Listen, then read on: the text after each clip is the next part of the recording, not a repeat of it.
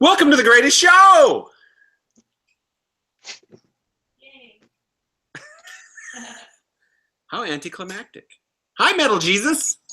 Hey, figured I'd get in Persona. Yeah. So I invited a butt ton of people, and, oh, wait, I might be getting a message. Tune in, Tokyo. Oh, no, it's just you. Yep. Let's see. Want to feel old? Does anyone? But okay, I'm ready. This is the first presidential election with their voters too young to remember 9/11. I wasn't ready. Yeah, but I don't remember the Civil War either. So Yeah, but for me it was like yesterday, so. the Civil War. Well, yeah, I mean. No, not really. Wasn't sure where you were going with that one. I had it and I lost it, so. It happens. So I just went to get my newest beverage that I have located. It is Not Your Father's Vanilla Cream Ale. I am intrigued. It tastes delicious. It's got basically it's like vanilla in a bottle that punches you in the mouth and then says, "I'm sorry, I didn't mean to punch you in the mouth." Nice. I'm going to have to look that up. Oh yeah, I found it by accident the other day. I was like, because I keep waiting for because they've got ginger, Not Your Father's ginger ale and Not Your Father's root beer. So basically everybody's doing ginger ale and root beer. And then I saw this. Yeah. Because I've been waiting for Not Your Father's cream soda, essentially. And, well, this is as close as I'm going to get, I'm guessing. Nice. Kitty flop down. Did you make the Game of Thrones animals and stuff, or was that not this episode? That was this episode.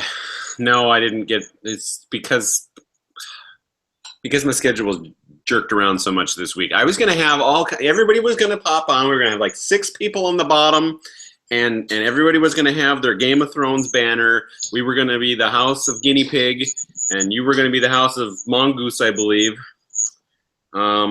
I think that other Kevin chose Raven, I think, or Blood Raven or something like that. We had a House of Corgi. We had a House of, the English guy who was supposed to be on here, who's not, but in his defense, it is 3 a.m. over where he's at. He was supposed to be the House of Dragons so that he could be the Carl Garian, because his name is Carl. Nice. But that never came to pass. A guy who runs one of my favorite pizza places in the world, I invited him. He hasn't shown up.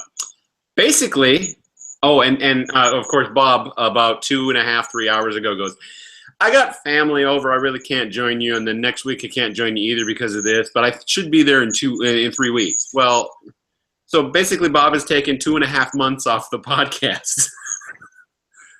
Damn it, Bob. Yeah. So I've threatened that he now has to learn how to run this so that I can take time off. Nice. That's a good punishment. Put them into management.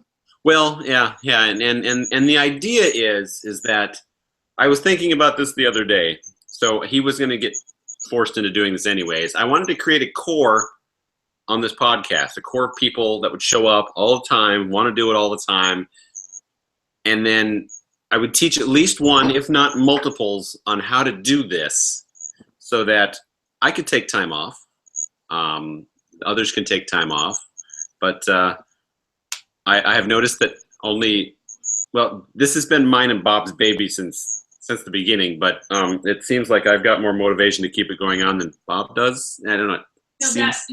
What you have is less of a social life. I have less of a social life. And 0 family or friends here to take up your time. It's true. So, but what I would like to do, I listen to a podcast called Comic Geek Speak. All right. It's a bunch of people in Pennsylvania and New Jersey, and they've had this podcast going for like 12 years now, 11 years, 12 years. And nice. It started out with 2 guys, and neither one of those guys is on the podcast on a regular basis anymore. In fact, the founder, the guy who started the podcast, popped on to this last episode. It's the first time he's been on in like 6 to 8 months. I mean, there's long gaps, and the only reason he shows up is when something big in the comic book world happens. He wants to comment on it, so he hops on his own podcast. But he's not even a regular on his podcast anymore.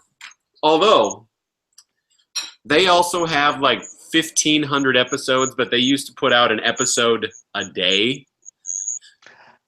or All right. 5 a week, stuff like that. I don't have a Game of Thrones shirt, so I wore Doctor Who.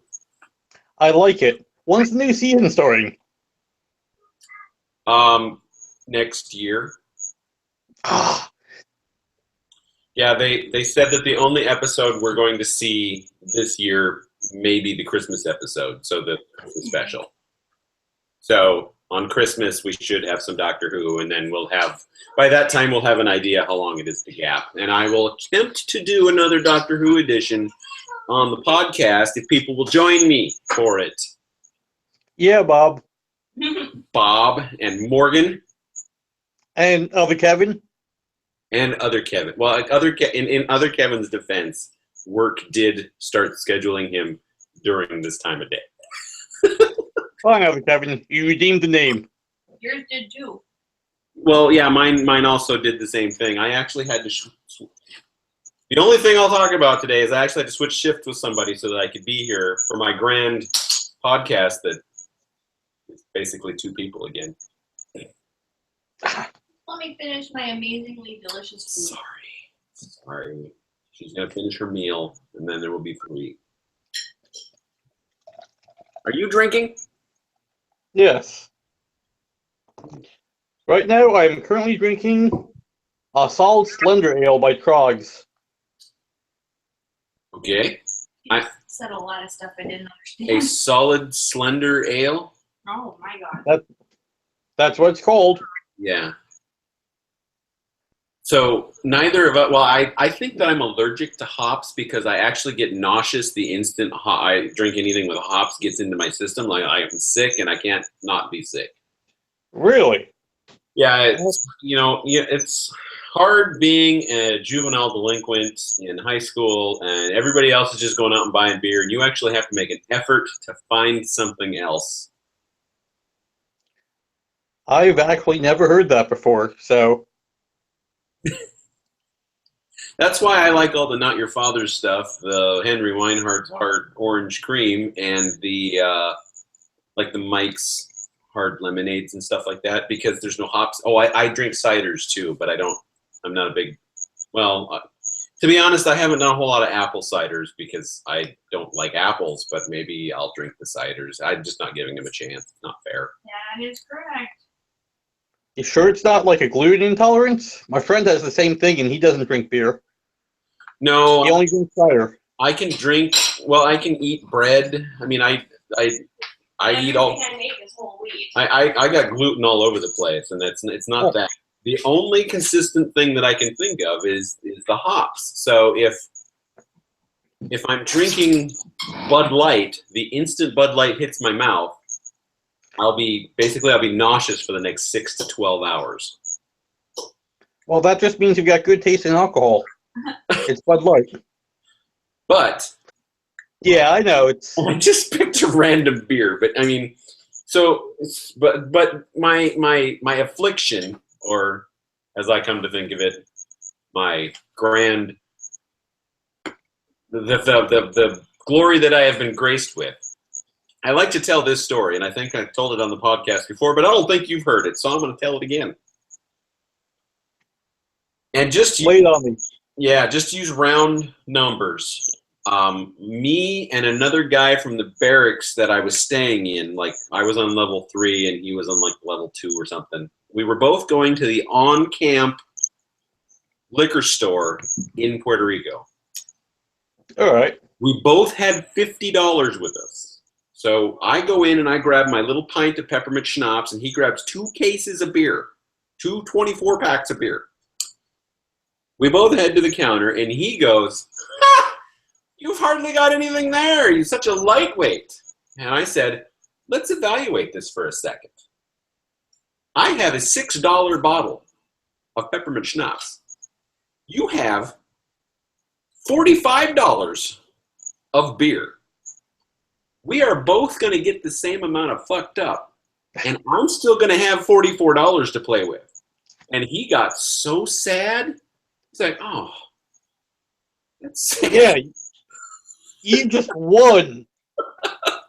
I did, and I got just as much fucked up as I wanted to that night.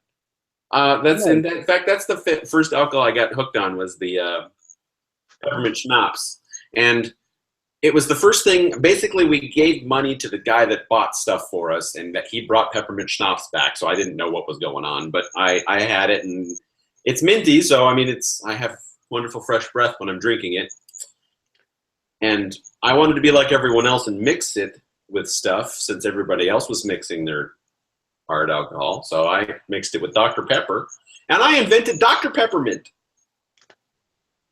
I actually think that might be nice. It's delightful. You need to try it. But you can't put too much peppermint in it. It has to complement the Dr. Pepper, not overpower it. And that's the mistake some people make. But everybody that's tried it goes, oh, that's so awesome. I'm so glad that I talked to you. What's the ratio? I wouldn't go any more than half and half, but I would probably probably go with a 1/4 to 2/3 peppermint schnapps.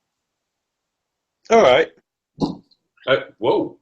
A good way to test out how much you actually like is buy just a 20-ounce bottle of Dr. Pepper. Take, All right. I don't know, drink out the top third of it and fill it back up with peppermint schnapps. Try it. If that's great for you, then you probably shouldn't go anymore. All right. I learned something new. Thank you. Absolutely. And everybody that, like I said, everybody that's tried it loves it. I'm an inventor. I invent drinks. So here's a question for you. All right. Are you a fan of video games, like consoles and stuff like that? I play some video games. Basically, right now I'm in a rut. So, and this is a self-chosen rut. I only really play FIFA Soccer and UFC, and I play soccer way more than I play UFC. But every once in a while, I want to video punch someone in the face, so I play that. And All right, but together with her, we play Final Fantasy games, and like right now, we're going through Type 0. I've fallen away from the Final Fantasy games since the online one a few years back, but you've heard of Assassin's Creed, right? Yeah, I actually own the newest Assassin's Creed, the Syndicate one. I just haven't. I went so far into it, and I got distracted with other things, which happens every once in a while. All right, I think you're like this then. Oh, I didn't have any video there.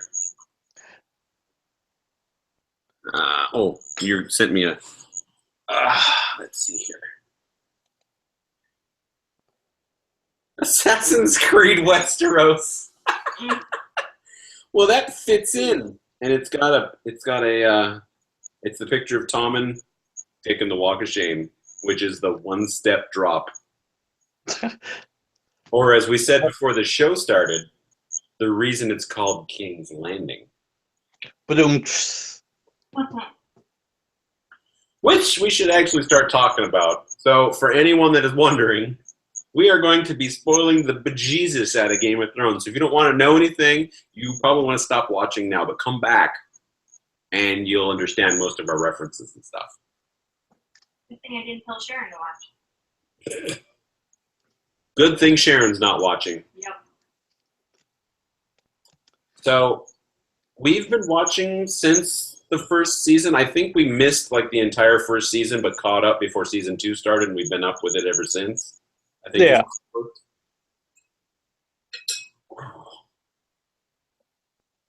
Now that we've gone through and we've seen the most recent episode, the season 6 finale, which is when this has been recorded, we also watch an After the Thrones show on HBO. I guess I would call it a podcast too, but it's not available on HBO, but it's on HBO now. So Oh, it's more of a Vidcast? Well, I mean, it's all presented as if they're actually on HBO, but I found out that they're not on HBO. They're just on the HBO Now app. Oh, So, they had made some comments that, you really got to go back and watch the episodes all over again. There's all kinds of stuff going on there that you didn't realize before. So we went back and watched. We're actually on episode 3, so we're rewatching the series essentially. That first episode is so packed with all kinds of shit. You're like, oh my god! yeah. Huh. Gonna have to look into it now. Yeah, you're gonna want to watch it like 3 times because there's so many little references and hints to things that happen later on. Like, oh my god, there is so much going on in this episode, and we didn't even have an idea. We were just all enthralled with the guy getting his head cut off and the one White Walker and all kinds of stuff. Speaking of which, I think Brain's uncle is a White Walker. The one that drops him off at the tree? No, I think that he's the way Benjen described himself as that he had dragon glass jammed into him, so he was created the same way the White Walkers were, but I think the children had the intent to do something like that, so that's why the Night King exists. All right. I think. We'll find out. We will. So my favorite characters are the ones that are the favorite for all the series. So I really like the Jon Snow story. I really like the Daenerys Targaryen story. I really like Bran's story. I like Arya's story. And Tyrion. I really like Tyrion. Huh. All right. I really couldn't care less about the Daenerys one, but Jon Snow I like, and same with the rest of the family, the Starks. Well, I mean, it really has centered around the Starks, but the whole Daenerys thing, it's been awesome to watch the complete turnaround from meek, shy, tortured little girl to I'm the motherfucking bitch of this place, and you all are gonna fucking listen to me. I could see that, but she's had awesome scenes, but no compelling story for me. Oh. She's got so many armies. So many armies. Speaking of which, I've got something else to...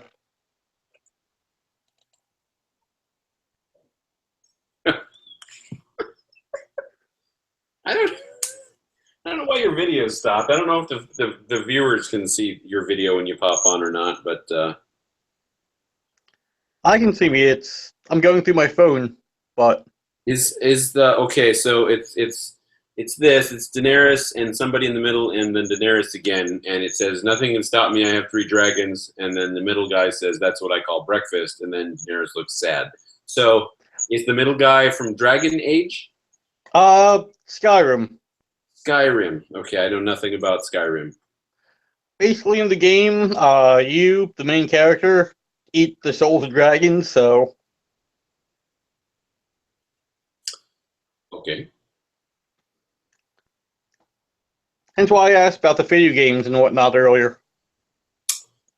Understood. I am of my history, I do not necessarily. I don't like first-person shooters. I tend to go with a lot of the single-player RPGs. So even when Final Fantasy XIV came out, I was like, no, I'm not into that. Sorry. So I just skipped over it. Same thing with Final Fantasy IX. I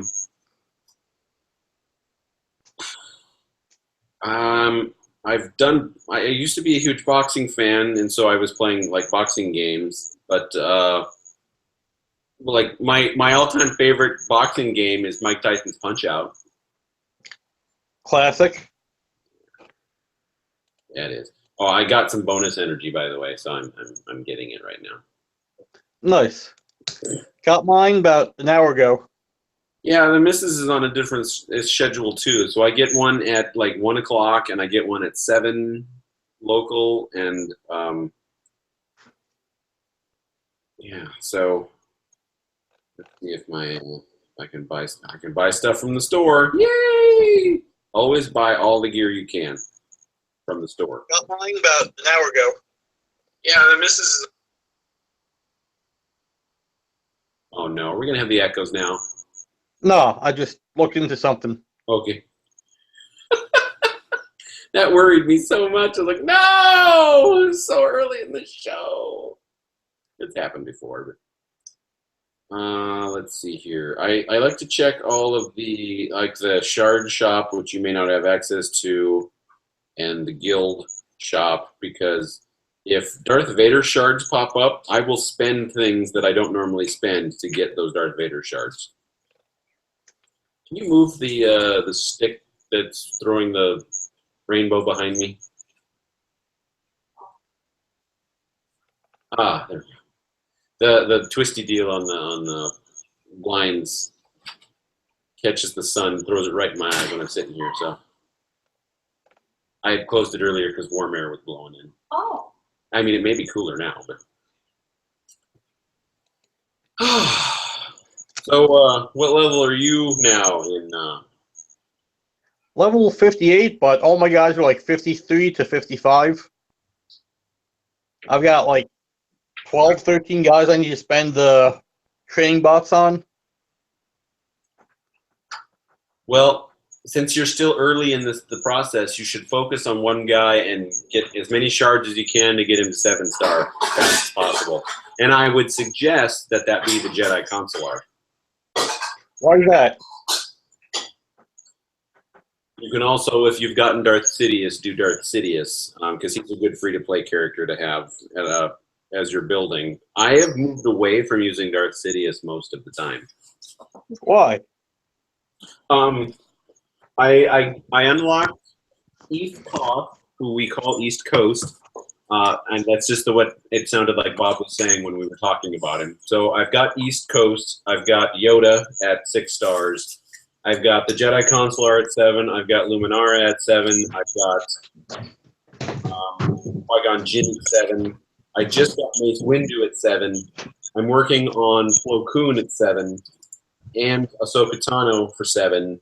So I've really, because you use like characters, they kind of complement each other, and you go farther. So like, Hey. So I'm using Jedi, but like if you use all Ewoks, they would work good together. If you use all Sith or dark side characters, they should work great together. I've noticed that. So yeah, and the first time I noticed this is when I was in the PvP arena and I came up against a team of Ewoks, and I thought, I'm gonna lay waste to these Ewoks, and then they destroyed me completely without losing one character. Yeah, I saw that 2 days ago. It was all night side initiates. Were night side females? Night Sisters. That's it. Yeah, old Daka, Asajj Ventress, Talia, and the 2 others, the Initiate and the Acolyte. Ah, nice. You can also use, technically, Savage Opress is a Night Sister, and so is Darth Maul, technically. Darth Maul? Both Savage and Darth Maul are brothers, and both of them were raised in the Night Sisters community. That's the backstory behind them. So, All right, that makes sense. watching our video. Nice. Can you see me or I no? had like No, I can't. Your video is not. Your video stopped like a really long time ago. I don't know why. Crap. Do you hear this? That beeping noise? You guys didn't hear anything else? Did Carl say that he wasn't going to be here? I have gotten 0 response from Carl. Told you. This is the worst In there. invite to show up ratio I have ever had. I'm sorry. We That got invited too many people. Well, I mean, it's Not as much fun, luckily. this is so sad. Did people not want to show up because we were going to ruin Game of Thrones? My friend DJ, he lives out in Portland. Oh, what's up, DJ? Hi. Who's this? Hi. I'm the neighbor. Uh-huh. The neighbor. The neighbor that invited him over for a drink? I got 3 kids, and I smoke when I drink. So here's my first cigarette of the night, rocking and rolling. This is my awesome brother-in-law, who's better than me, from upstate New York, north of Albany. Woo! Just so you're aware, Metal Jesus's video isn't working correctly. Like, you know. Yeah. Are you guys good God-fearing humans or no? No. Hey, he's messing with you. I'm sorry about that. Physics major. The video isn't working. You didn't see that. Well, yeah. The not video kind of. I want to go with tone of voice, but no, we're reasonable. It's a fucking load on here on a Sunday. All right. It's like, oh, I can do that. Joan and I can do that. I'm like, do you think we can? So yeah, that's my neighbor. Sweet. He just kind of walks in. Well, no, like he knocked on the door, so. I was gonna say, was this like Wilson, where you only see him from the nose up, or like the neighbor from? This is a callback. Well, actually, a neighbor from any sitcom ever, because every sitcom has the neighbor that just walks in. The other day here, the neighbors in the condo next door, the little kid, he's 4 or 5 years old, and he wanted to come over, so he knocks on the door, and I was playing Final Fantasy, so DJ went and answered the door, and then the mom, she's like, he wanted to come over and visit you, and so he walks in, and he's not wearing any pants. Nope. He's wearing like a pull-up diaper thing, but no pants. He's going through potty training, which is why he's only in the diaper, but it's Well, the pull-up. No, I don't. Well, that might be. So they come in, and he just comes in. And he's like, "Hi," and he sits down on the couch and starts hanging out. And I'm like, telling the mom, I'm like, "Well, come on in, take a seat. Pants are optional." Nice. It was just hilarious. Because it's true. He just Pants are optional. walks in, makes himself at home, isn't wearing pants. No, fuck. Hmm? We're in a boat today. Oh.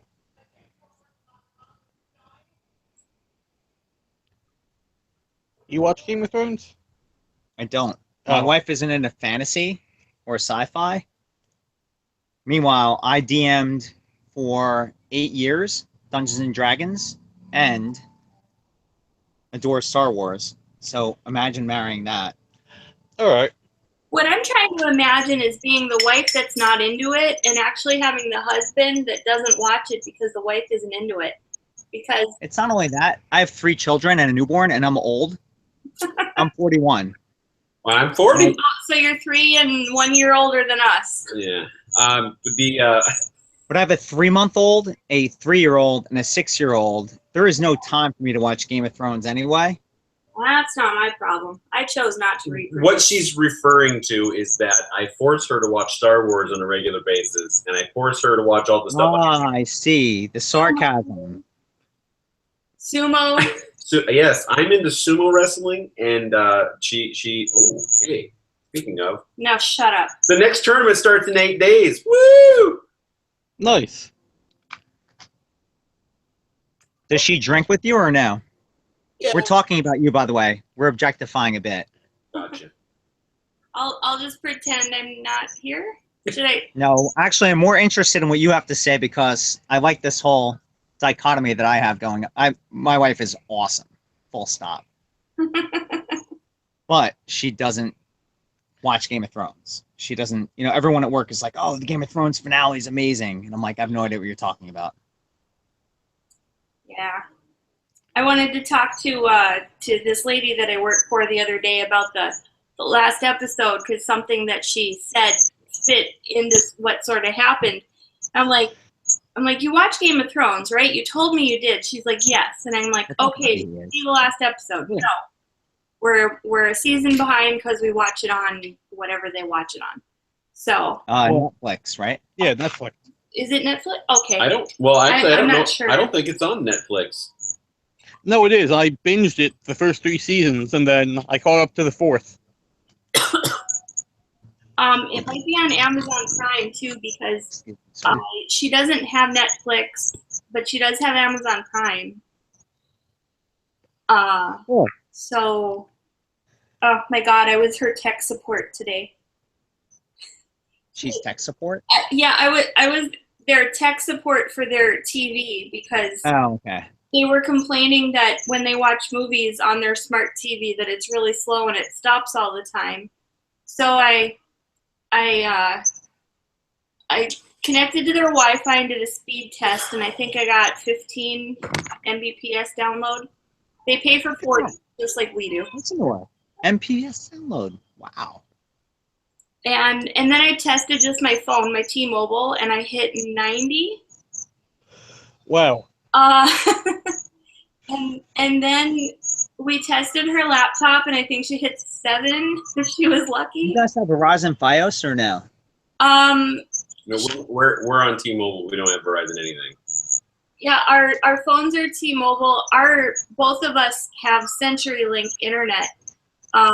Where we live, farther east in Portland, I don't think Verizon Fios is available. It might be available to her because she's in the heart of downtown, but she has CenturyLink anyway. Portland, Maine or Portland?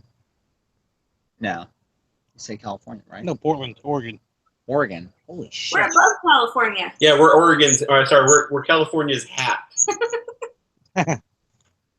Well, there's a ton of good music kind of in Seattle, right? That came out of there. They had to go through Oregon or no? I don't know. I have no idea. Here's the thing. We've only lived here for a year and a half. We're from North Dakota. What's in North Dakota? Nothing. Not us. Nothing is in North Dakota. That's why they left. North Dakota was. If you're thinking, isn't fill in the blank in North Dakota? Just stop and go. That's No, South Dakota. It's South Dakota. Anything interesting is in South Dakota. We are from North Dakota. Or no, that's Minnesota. Or no, that's Montana. Minnesota. I was just thinking Minnesota in my head, actually. It's ironic that you just said that. I'm like, what the fuck is in North Dakota? North Dakota's like Canada. Yeah, practically. It's Like you're essentially Canadian citizens, but you migrated to Oregon. well, yeah. I called North Dakota South Canada because it's Yeah. Well, you know. Kevin's a big Jersey fan himself. Even though I was born in Brooklyn, but That was sarcasm. I think you hate Jersey. I don't. Hate is a strong word. I love Jersey. Top. It's got its good points and bad points. I don't know. I got another beer to go through here. We can talk. Let's talk then. well, and New Jersey is one of the few states I haven't been to. Oh, yeah, I was going to say, I've never been there. Let's I've go never to the been list. to most of Why? Do we really want to get bored with that? Oh my God! Here we go. Why don't you tell them some Navy stories? Oh. Those are always exciting. Oh, they are. Hey, speaking of Navy stories, that's another thing his wife hates Shit. listening to. She's heard them all. Well, it happens when you're the spouse. Yeah, because I've heard them all in like triplicate and quadruplicate. I wish I was in the Navy at some point. I really do. I mean, obviously now I can never be admitted. Yeah, you're a bit up there in age, Grandpa. Yeah, I am. Yep, 35's cut off. I heard. 40 if you were going into the Army. Really? Yeah, No kidding. last I checked. Wow. Why would you want to go into the Army? So you can jump out of planes? That's Why wouldn't you want to? I paid $175 to jump out of a plane with the guy who just left. And I got paid $150 a month even if I didn't do it for 3 months. Yeah, explain that. I don't know. I like the YouTube fake commercial for the Navy where they talk about the Army and the Marines. They're sitting in, they're like, you're in the middle of the desert having hot sand blown in your face. You get back to your barracks and you got sand up the crack of your ass. You got Fuji And then here we go. Hold on. everywhere. and the coolest it gets during the day is like 170 degrees. This is a good time to join the Navy. You're sitting 50 miles off coast, sipping Mai Tais and launching bombs at the enemy. With co-ed. Hey, I made a mistake. I should have joined the Navy. There's a movie called Overboard, right, with Kurt Russell and Goldie Hawn. You have to catch it someday. And Kurt Russell gets so excited to tell him, well, he's tricking Goldie Hawn that he's really, you know this movie or no? Yeah, You was, were in the Navy, baby. She's like, I was in the armed forces. My dad was in the Navy in '62, and he goes, they went above the Arctic Circle on a destroyer. And I'm like, Dad, you're with Mom then. You were 21. And he tells all these insane stories as they hit Europe and all the crazy stuff they did. And I'm like, again, Dad, he's 75 now. He's awesome, totally forgetful, and doesn't realize what he's telling me. I'm like, you're with Mom then. But couldn't he have been with Mom and in the Navy? Yeah, the Navy had a little bit of baggage, I guess. Just say, I don't know if baggage is the proper terminology when I'm speaking this, I don't know. candidly, but Um, he had a lot of fun. Let's just say. since we have water here, they have Fleet Week. And so Really? there were Navy destroyers here a few weeks ago. And we got to tour them. What's that? We got to Cool. tour one after standing in line for 3+ hours. So, but yeah, we got to, it was like the first time that Mr. Navy finally got to be on the ship. I was with the Seabees, so I was a dirt sailor. You were portside all the time? Well, Seabees are construction battalions, and they fly everywhere they go. So, sure, I deployed, but that was on an airplane that landed in a place, and we stayed there for 7 months. You lucky SOB. I sense a trend going on here, first of all. As Kevin was sitting here protecting a 2-star No, running Nothing. through Iraq. he had the life. I'm envious. Exactly. I had, first of all, I have the envious life because I didn't do anything for this country whatsoever. At least he's lobbing bombs at the enemy, a true enemy. You're sitting there protecting the world, and I'm doing nothing but sitting over here drinking beers with you. Now, yeah. True. Thank you, by the way, and I mean that. Well, I do. and as any veteran will tell you, don't thank us. We feel uncomfortable. I don't What's that? it was your choice to join. I said that most veterans get really uncomfortable when people thank them. I just kind of get quiet and let the moment pass. The old ones expect it, though. I mean, They'll wouldn't you say, like once you pass a certain age as a veteran, you expect to be thanked. the greatest generation. They're all like, "Yeah, you should be thanking me, fucking ingrates." But I'll tell you what, though, man, not enough people do. And I get off the bus at Port Authority in New York, walk through Times Square every day, and do not get hurt. And I tell every single National Guard soldier who does not want to be there, I always walk by and say thank you. Always. Full stop. Guard soldiers. There's like shootings in our neighborhood and on an almost daily basis now. Really? Yeah. It's crazy. I was waiting for the Max this morning to go downtown to work, and this guy sits down beside me on the bench. He's like, "So I was woke up this morning at 2:40 One more? a.m. Did you hear the gunshots?" And I said, "Well, I'm on 126th, and he was on 117th or something, and that was closer to where the shootings were." So I said I didn't hear them because I sleep with a fan and earplugs and everything else. And but yeah, the condo that we would have bought if this one didn't work out sounds like it would have been in the heart of the worst gang area over in our southeast area here. So yeah, it's just almost a daily basis you hear about, oh, there's definitely a shooting in Portland every day, but it's not always in our part of Portland. and I don't talk about work very often, but I guess it's technically not funny, but I find it humorous when it happens. One of the humorous parts that happens is when a carrier calls in and goes, "I'm not going to be able to deliver in this such and such neighborhood. The police are raiding the area and they're not really letting me through." And I'm like, "Well, I guess you can't deliver the mail then, can you?" Wow. Yeah. I had no idea that happens. And the newer ones are like, "Do I wait here?" I'm like, "No, they're not going to let you in. Just bring the mail back. It's not that important. You're likely to get shot." At some point, the catalog of the postal uniforms are going to include Kevlar vests. Yeah, they are. Sad. It is sad. Because from what we hear, well, he works, we live in one of, I guess, the most dangerous neighborhoods, and he works in the next most dangerous neighborhood in Portland. We call it Felony Flats, the office that the area we job deliver area. to. Yeah. Lovely. So we just installed an alarm system on our house because there were a couple break-ins on the block. They arrested these little dirtbags that went in and terrorized the neighborhood. And they're drug addicts. They're What? basically, they're just looking for, they're buying pills. I wonder how they got from Portland out there. That's a long way to go. Because that literally sounds like every person here. I'm 20 miles southeast of New York City, so Oh, you know, so you got your own crop to choose from. yeah. While at work today, well, we have a tweaker issue here, so everybody's all tweaking if they're crazy. But Yeah. That's a much different situation.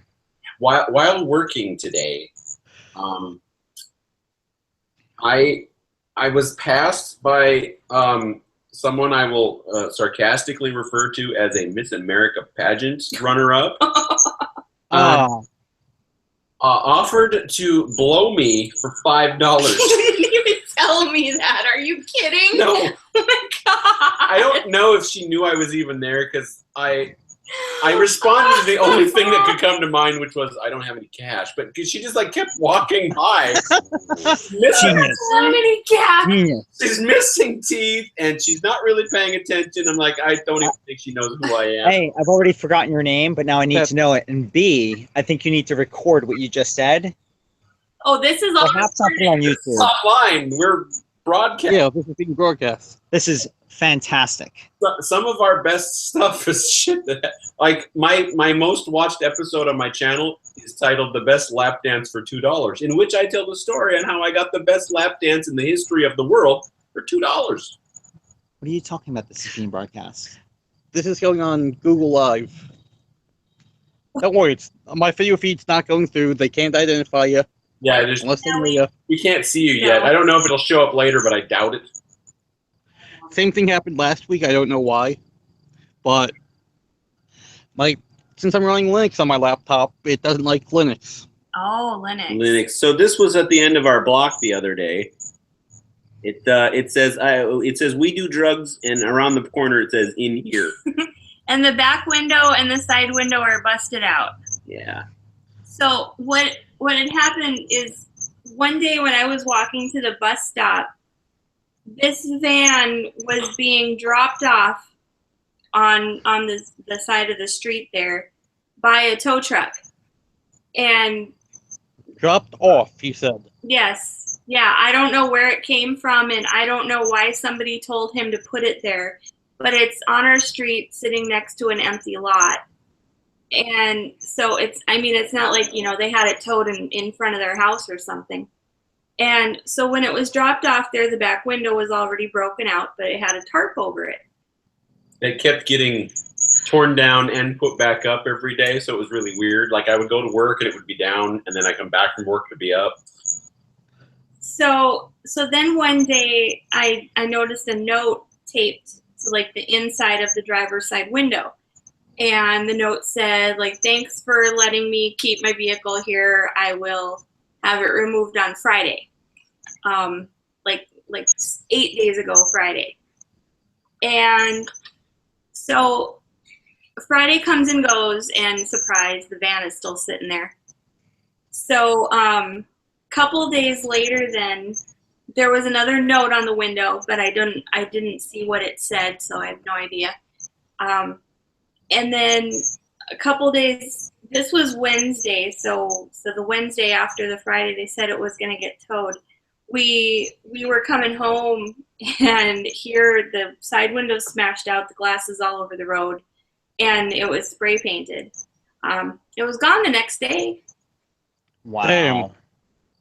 So then, and I don't know what you saw at the end of the street today, but yesterday I left and there was a big RV parked out there, and we've had an issue with them at the opposite end of our street, being again towed and dropped off, and people living in them. And so then there was an RV in this location, and then when I came home, the RV was gone, and then there was another vehicle. So, do you remember seeing something in this spot today? Yes. There were people at the end of they were on both sides, and one car had 2 people in it, but the other vehicle, I think it was there. Huh. Wow. Who knew? So, welcome to Portland. I thought that was Detroit. Well, I didn't think meth made its way all the way to Portland. I guess it does.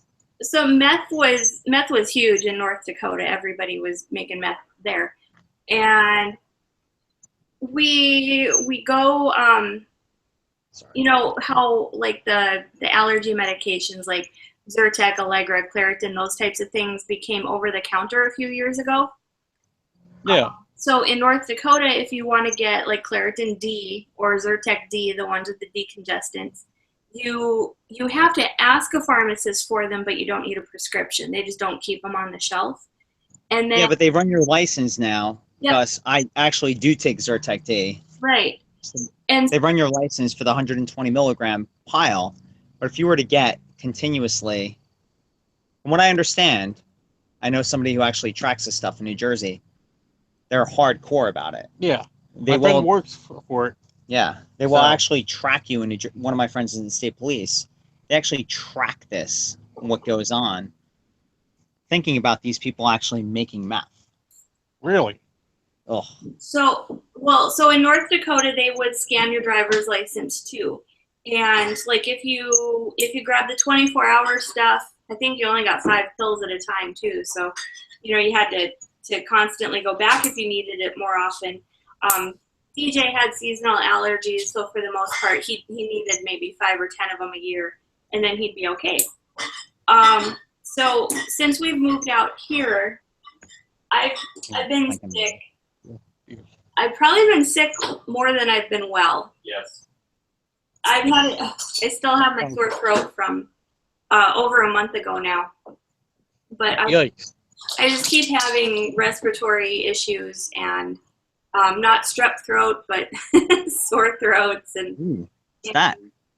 Henry's hard soda, orange. It's orange cream Henry Weinhardt's. I switched from What's the my alcohol content? 5.5. 4.2. Oh, even less. And I just finished drinking Not Your Father's vanilla cream ale, which is delicious, and that is. I had Not Your Father's root beer earlier this evening, or earlier this afternoon, on a boat. And did you love it? Navy guy. No, I didn't actually. It's too sweet, but I could recognize it. I drink way too fast. That's the problem. I used to Again, drink to get drunk, but I'm old and I pay for it the next day. So I stopped drinking to get drunk, and now I drink for a light buzz and then the flavor. And I relate to Metal Jesus there that I can't drink anything with hops in it. So that. Where's the Metal Jesus? What does he keep saying this for? No, it's a nickname I got. Oh, you. Yeah. Oh. Long hair, beard. I thought they had like a statue of No. their favorite deity. Yeah. No, it's a joke. We had 2 Kevins on the podcast, Yeah. so we had to differentiate between them. So he said, "Call me." Yeah. So the other Kevin is Kevin, and because he was the second one, Metal Jesus is Kevin, the sequel. Listen, man, I got to roll. I love this guy, though. Good But- talking to you guys. Thank you. Bye. I gotta run. So, take it easy, dude. Can you clean me up? Yeah, I got you. So, say hi to the wife for me. She's asleep. So yeah, that's my neighbor, What was his name again? John. John. I'm terrible. I'm a mailman and I'm terrible with names. Terrible. No, I understand. So am I. But if I could have seen him, I would recognize him next time I saw him. All right. I'll work on the video issue.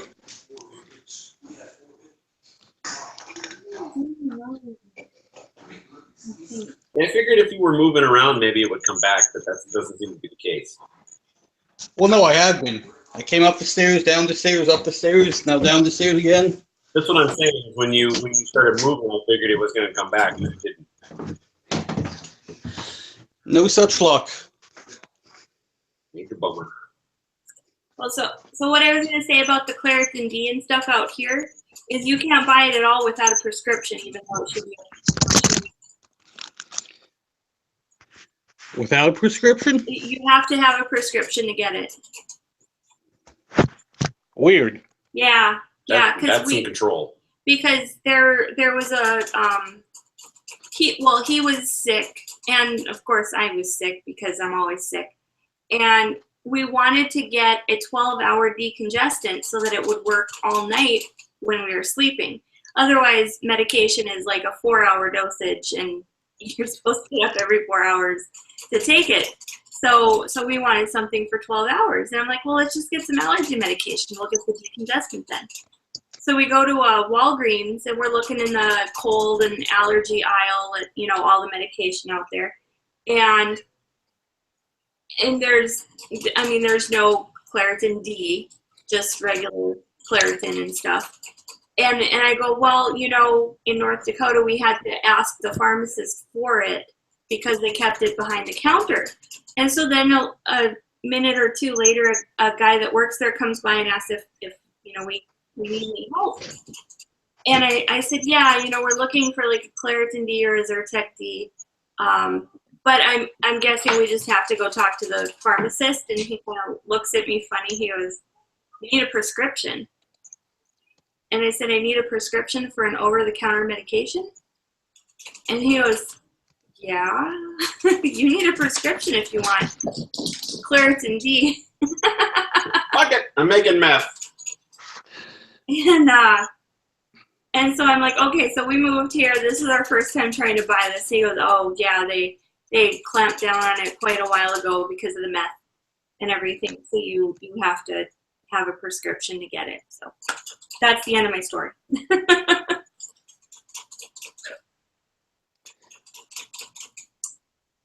So making things difficult.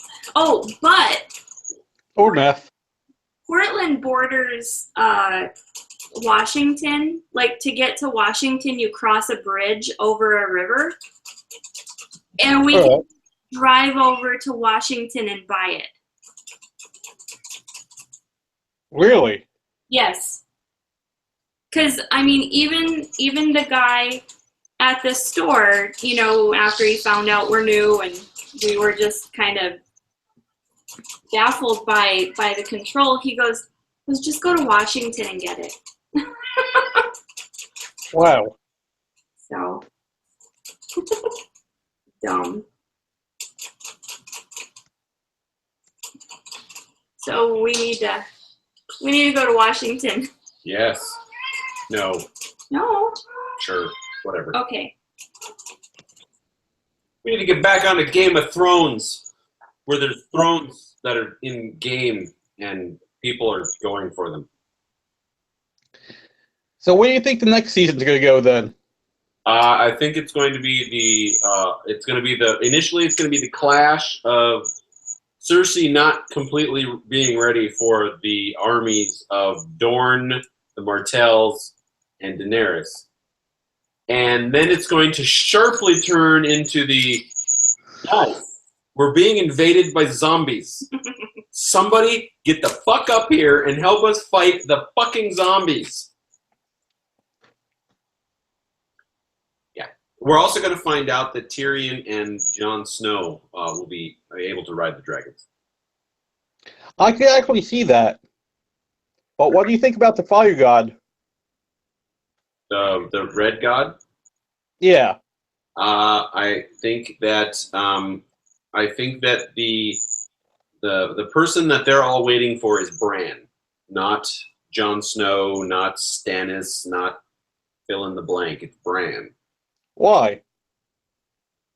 He's apparently. I've been watching. I watch a lot of random YouTube videos, and I've been watching a lot of history of Westeros stuff and prophecies and all this other shit. And people keep pointing out that the prophecies and whatnot, everything is pointing towards one person being able to do a lot of shit, and Bran is the most powerful being of his type to have emerged ever? Question mark. Oh, you mean of his type? Yeah, because what he does is warg into people, WARG, so he can control birds and wolves and Hodor. People. Yeah. Wow. And then another thing that wargers can do, but not if they can do one of many things, but another thing they can do is view time, so they can travel back in time and that. And apparently there's other stuff they can do. Bran can do all of it. All right. So yeah, he's like the most powerful being in Westeros. And the other thing is somebody, one of the videos I watched, came up with a nice theory, and I love this theory. They think that Bran was actually the three-eyed raven that taught Bran how to do what Bran knows how to do, and Bran will eventually go back and be the three-eyed raven for the young Bran to do it all over again. So it's another time loop. Yes. Huh. So the old guy Is old Bran. in the tree being held up by the roots. Is old Bran. Because we never see the three-eyed raven walk. Right. That's what I was gonna say. Is he's obviously being propped up by something, and so that takes care of that theory. But okay. So the red women, or the red priests and priestesses, which is what Melisandre is, they're all waiting for the reincarnation of Azor Ahai. Azor Ahai? Something like that. Who wielded Lightbringer, which is a sword, and is the most powerful being in the most powerful being on the planet that Westeros is part of. And Is the one that Brienne has? no, that is Oathbreaker. Okay. What were you talking about? Lightbringer. Like, okay. So the possession of the sword, which I believe Bran will have a sword at some point, is not necessarily going to be wielded as a sword. It's probably just going to be a focal point for all the shit Bran can do. Huh. Yeah. So like Daenerys and Jon Snow / Stark / Targaryen are going to roll up, and they're going to be like, "We got this, bitch," and Bran's going to be like, "Slow your roll, bitches." And he's going to force push them out of the way because he's like, "I can do all kinds of shit, yo. You guys don't even know."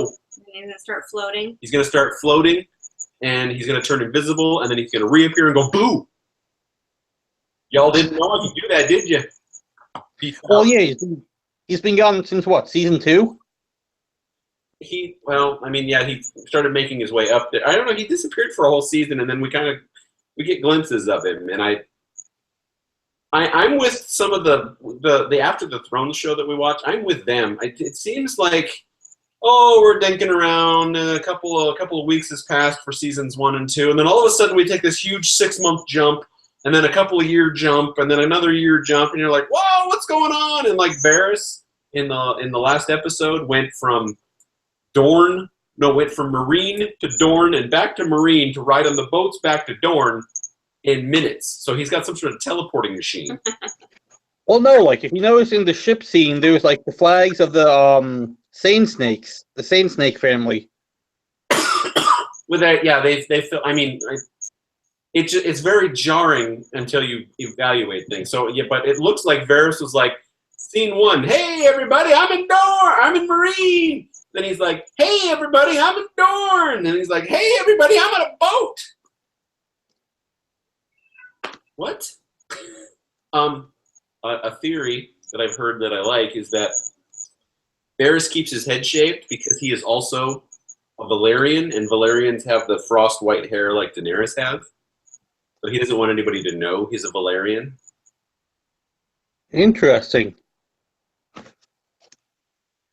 Actually, I just looked up some stuff for about what you said with Bran. Yeah. So, check this out.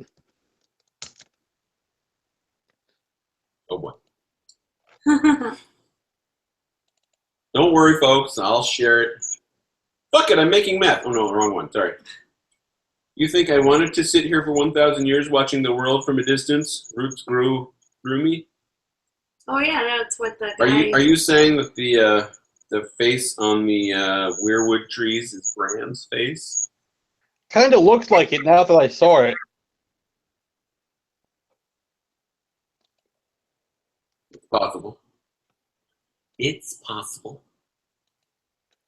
So the three dragon rider theory is that only Targaryens can ride the dragons. So Jon, who is at this point we're all assuming the son of Lyanna and Rhaegar Targaryen. Yeah.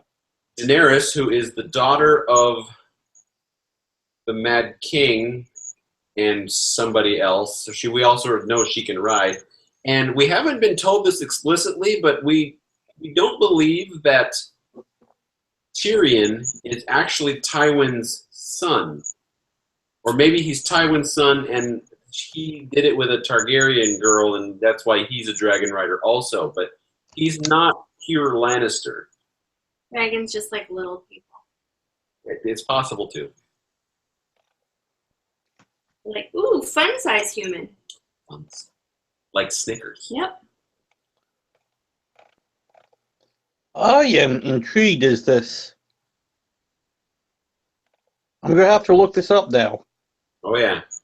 There's a YouTube channel called Civilization X, and that's EX, and they've got shit tons of history of Westeros, and I like the way they present it. So I've been watching a bunch of them, and there's a lot of they take stuff from the book, but the first video I ever watched was theirs, and it was the history of Westeros from start until where they were at when that video ended, or what the books are at, or whatever. They go all the way back to when the children of the forest, Yeah. whatever, children of the forest were invaded by the Andals, and they go from that point on, and it's like large chunk, detail, like history is. Like we don't know what the fuck was going on in ancient Greece necessarily, but all of a sudden we have like detailed information about World War II. I mean, that's how it goes. You get closer to modern day, you get more detail. All right. I am emailing myself this stuff, so no, I'm definitely intrigued. Yeah.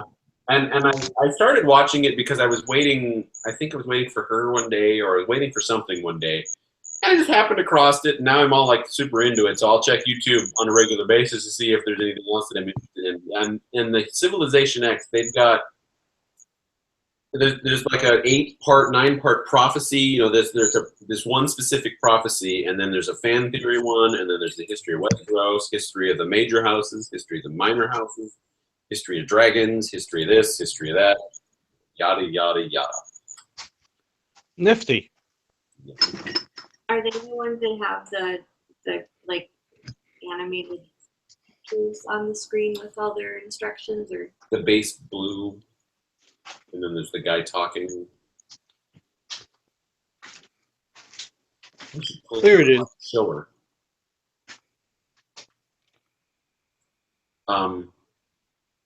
Nope, I know exactly what you're talking about. No need.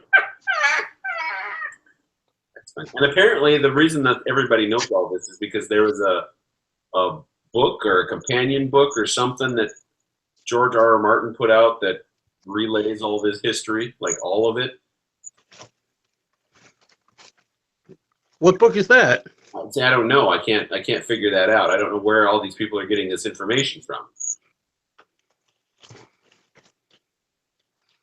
I mean, unless it's weaved in and out through the regular books, but I listened. There's college courses on it. It could be. I listened to the audiobook for the first one, and I didn't I mean, it basically it followed the first season of Game of Thrones, and I tried to start to listen to the second one, and I couldn't keep going, so I stopped because I had the show, so I left with the show. But it's possible that it's weaved in and out, but I'm under the impression that he put out some sort of book. So let me Google that. Let me Google that for you. Hello, kitten. Kitten, do you want to be on TV? Or you're kind of on TV? Come here. Come here. No? No kitten. She was on TV a little bit ago.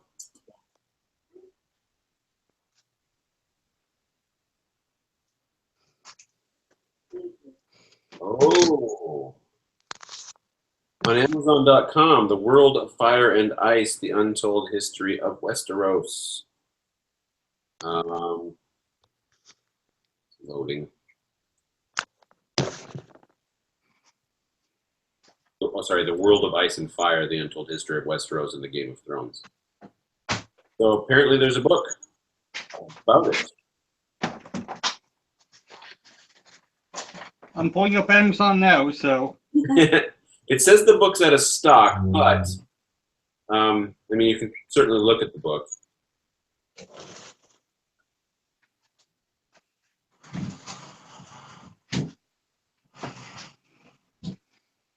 Let's see. Oh, it's also an audiobook. To the internet.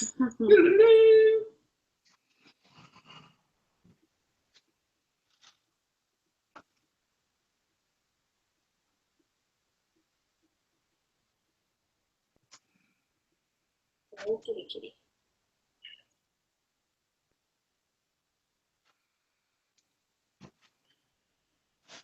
Let's see if I can find a Wikipedia. There we go. Huh, it's found it. World of Ice and Fire is a companion book for George R. R. Martin's A Song of Ice and Fire fantasy series, written by Martin Elio M. Garcia Jr. and Linda Antonson. It was published by Bantam on October 28th of 2014. The 336-page volume is a fully illustrated history compendium of Martin's fictional Westeros, featuring newly written material, family trees, and extensive maps and artwork. My God. Wow. So it's like the Silmarillion for J.R.R. Tolkien. Yeah. That's what I was thinking of whenever you said it. Well, and apparently fans of this book have called it the G.R.R. Marillion. That's clever. Or lame.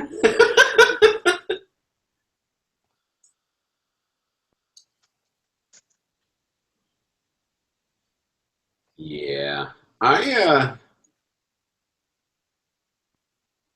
I've recently published an article on my website stating that I have a whole bunch of background and history and stuff and plans and plot lines and all kinds of stuff for stuff that I really want to do, but I haven't done any of it because in my head I keep thinking things need to be like perfect before I release it to the public. So in my post I actually said, fuck it, I'm just going to start writing. I'm going to put it out there. If I need to revise it later, I will. And you all just be along for the ride.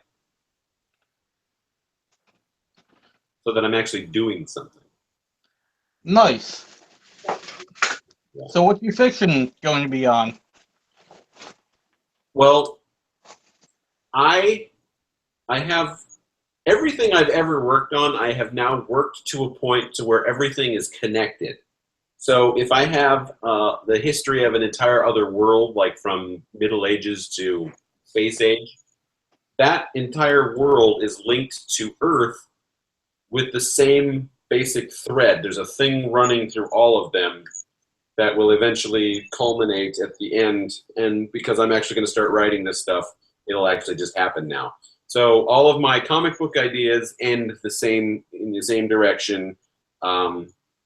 Things like that. So what I'm going to start with is the Middle Age, Bronze Age era of this planet. So the Westeros age of this planet. But to let people know it's not just a fantasy series. One of the first things you discover is that there is a spaceship on the planet. A spaceship? Yes. You're not going like, American history style, it's aliens, George Tsoukalos. What I'm going with is I have a very distinct path that I want these people to go along, and they're going to arrive at a point that I wanted to start another series. I just took the fantasy era of it and the space era of it and just made it the same place. Gotcha. So, and once I get to that point, for the space part, it'll be, everything will be like, well, I love this place because I've been here since the beginning. But that's all linked together because of this thing that's running through all of them. And I say it as that because I'm not referring to the spaceship.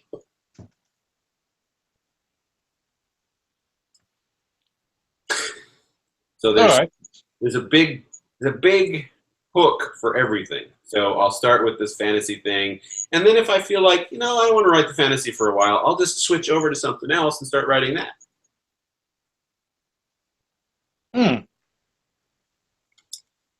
In my space adventure, I've liked the Star Trek / Star Wars theory of things. That being, aliens are just there. We just accept it. They're here. Some of them are humanoid. We interact with them. We fall in love with some of them. We have half alien, half human babies with others. It's just a fact of life. So, going with the fantasy theory, I would just introduce these species as part of this ecosystem on this planet, so that when they finally get to the future space age area, it's not a, well, you're this and I'm this and we can't do that. We're here. I like it. Good. I like that. I've invented my own species too, so I'm not going to go with elves and ents and orcs and stuff. Huh, kitty? Oh my. Oh, that's a cat ass right there. And she's gone. Okay. I have a new coloring book.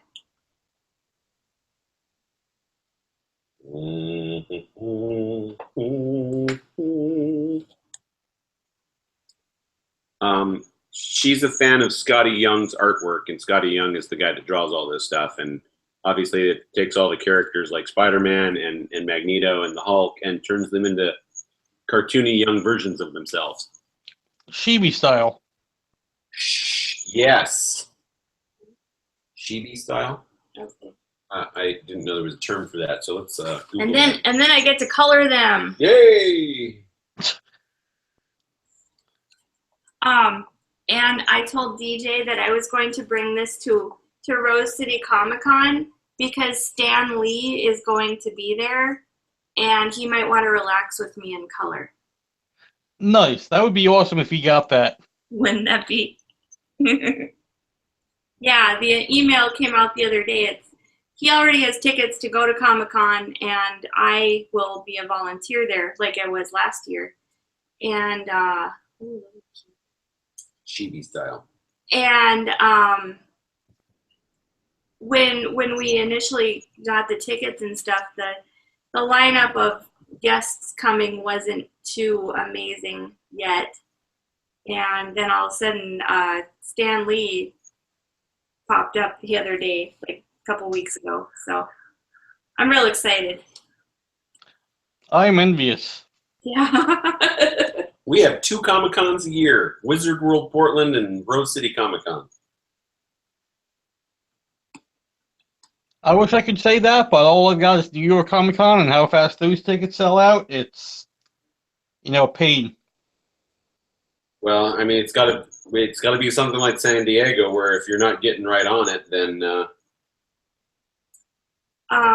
Is it something that you can volunteer at?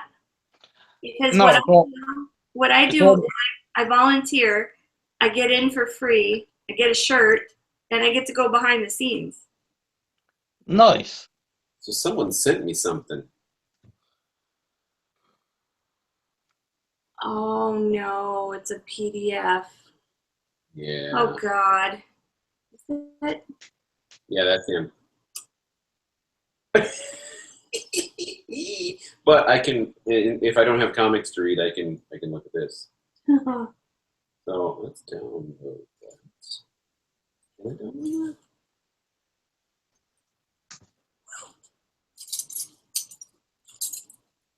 I'll wait with that. Well, it saves me a trip to Powell's to see if they have it. It's true. Although I may want the actual copy, the Whatever. hard copy. There's a bookstore in Portland called Powell's, and it's a city block as their footprint, and it's No. 4 or 5 stories tall. And it's completely filled with books. And it's called Powell's City of Books, basically. And Think of the Old Town Library, but on a smaller scale. Nice. That's the tower that Samuel Tarly went into. okay, whatever. So just don't find me a picture because I so don't care. Yeah. So anyways, we can go to Powell's and he can spend forever there, and basically I do shopping for anything that isn't a book. I buy socks there. I buy hand-carved wooden measuring spoons, bags. Like, if it's not a book, I'm buying it. So that's kind of always our running joke is I go to Powell's and I never walk out with a book. How can you not buy a book? It's pretty simple. My hands and my eyes are always doing something. So I don't read. I listen to audiobooks, or I have him All right. do me. When I was delivering mail, especially in my own vehicle, I would listen to audiobooks all day long. So I was tearing through podcasts, I was tearing through audiobooks, I was tearing through Doctor Who audio dramas. I mean, just eating them alive. I was getting all kinds of stuff listened to, and it was great. And I would, when I was getting out to deliver a parcel that needed to be put on a porch, for instance, I mean, I would miss a little bit of the book, but I mean, I don't miss enough to worry. But then I stopped delivering, and I was like, oh my God, I've got all this backlog build up of especially podcasts. I had probably 30 podcasts I was listening to while I was listening to audiobooks and stuff too. And now I barely have time to get the 17 on my list done. I'm not even listening to all of them. You need to start taking public transportation more often, Yes, because then your trip to work will be 45 minutes one way. one way. Yeah. I have to. I used to use that. Like, in my commute was an hour. That is not fun. So, I actually enjoy it because I get to listen to all kinds of stuff. I have the 17 podcasts on my list. 3 of them don't give me episodes on a regular basis, so some of them are just sitting there, and I just keep checking them. I have about 5 or 6 of them that I have on a list. I have labeled must listen, so I like to keep up on those, like the Comic Geek Speak, and I just added the History of Westeros podcast, which they do a review of the show, and then they compare it to the book, and then they have other shows that catch you up on other things. And that's been interesting. I'm not subscribed to it, so I don't get the paid episodes, but I listen to the H.P. Lovecraft literary podcasts, hppodcraft.com. oh, by Witch House Media? Yeah. Yeah, I love those guys. Those guys are awesome. Yeah, I just don't, I mean, I would love to subscribe to them, to listen to them all the time, but $2 a month, $2.22 a month is not, it's not what I think is I don't want to pay for the podcast. I mean, they're fun to listen to, but I guess they're not that fun. All right. What this is, but then I remembered it was what the other Kevin was going to come up here for. That Yeah. So I don't like playing fantasy genre games. So I don't like Dungeons and Dragons, and I don't like. I played Palladium, brief, a little bit. There have been other fantasy-based games that I can't. I listen to the Knights of the Night actual play podcast, and whenever they play a fantasy game, I really give it a college try to listen, and I can't get into it. It bores me to tears, and I can't play it because it bores me to tears. I just don't want to do it. So I don't understand why I like Game of Thrones so much, but I do, and I enjoyed the Lord of the Rings, maybe because I knew there was an end in sight. But I've never read the Lord of the Rings trilogy. I did. They're kind of, dense, but they do have an end, so yeah, they have that. It's not like Robert Jordan that, went on forever. So I've always been more into space. So one of the space audiobook series that I will make, I will drop all podcasts to listen to the next audiobook when it comes out too. The Star Carrier series by Ian Douglas. Star Carrier. Yeah. Humans have advanced to a particular point in technology to where we have made this super species aware of our presence because we are about to hit the technological singularity, and they want to prevent that. And the series is really explaining, we're kind of like meeting other species and stuff, and they're all belonging to this super empire of the universe, and we keep knocking them out one at a time, and they think we're some sort of grand superpower also, but they keep trying to stop us yet still. And the series really focuses on what does this empire want to stop us from doing what we're doing? Because we've advanced to the point to where tattoos are like video and they light up and things like that. You've got a personal in-head AI that if you're sleeping and you still need to get work done, it'll work for you, and it knows exactly how you would react to every situation. So when you're calling someone in your video head thing, you don't know if you're talking to the person or their AI because the AI is that close. Wow. We've got faster than light travel because they use the Alcubierre drive, which is what the warp engine of Star Trek is based on. It's an actual physics theory on how to travel faster than light. You're not pushing the ship faster than light. You're moving space around the ship. I think it's like near the speed of light or pretty close or something like that. There's all kinds of weird shit going on. There's 5 or 6 books out. I think I'm waiting for book 7 right now. And when I discovered them, there was only 4 out. And then by the time I caught up through 4 or 5 was out. And then I listened to 5, and then I had like a 3 or 4 month wait for 6, I think. And now I'm waiting for 7, which has been at least a year. I should Google that, see if it's out yet. But Star Carrier by Ian Douglas, which is a pen name for somebody, but I don't know who.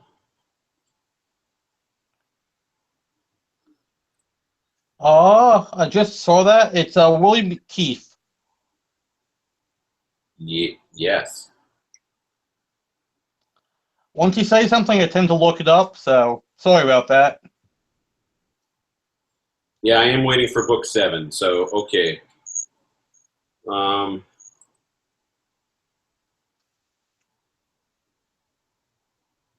Let's see. Mighty8.co.nz has a pre-order. They are expecting it to be released on June 15th. Wait a minute. Oh, next year. June 15th, 2017. Yeah, I got really excited there for a second. Yes, you did. So, let's see here. So then it'll be, okay, so book 1 came out in 2010, 2 came out in 2011, 3 came out in 2012, 4, 2013, 5, 2014, 6, 2015. There's going to be no book in 2016. So now it's going to turn into the George R.R. Martin model, where it's probably 2 years for this one, and then 4 years for the next one, and then 8 years for the one after that. I think he's going with the 3 trilogy model, because 1, 2, and 3 are all a story that you could reasonably stop listening to. And then 4, 5, and 6 are kind of tied together too. So I recommend them. All right. Have you ever heard of Ian M. Banks? Yes. Let's see here. I need to refresh my memory. Ian M. Banks.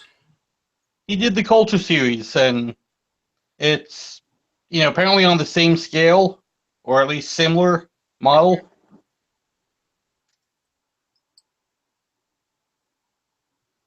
I tend to have another issue too, is that I'm like loyal to a fault. I'm like brand loyal. So like, if just using basics, if I drink Coke and try Pepsi and I really like Pepsi more, I will avoid Coke actively because I'm brand loyal. So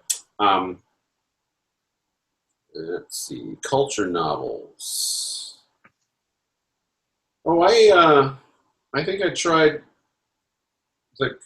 I think I tried to consider Phlebas. There was something about it that turned me off, and I stopped listening. Let me see if I can do a quick scan of it.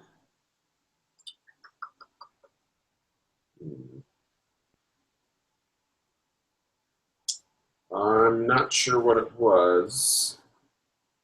Maybe I'm thinking of a different book. I'm sure that I've tried this before, though. I don't know. Maybe I'll give it a shot.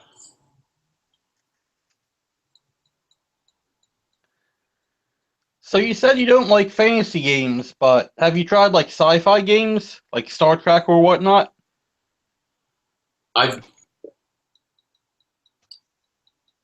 When Shadowrun first came out, I bought it and played it a lot. I'm not sure. Well, okay, here is my brief history of role-playing. Sometime in the 80s, I was introduced and played a lot of D&D. I had a group, and we were all together, and we played it once in a while. Like, we weren't super dedicated to it.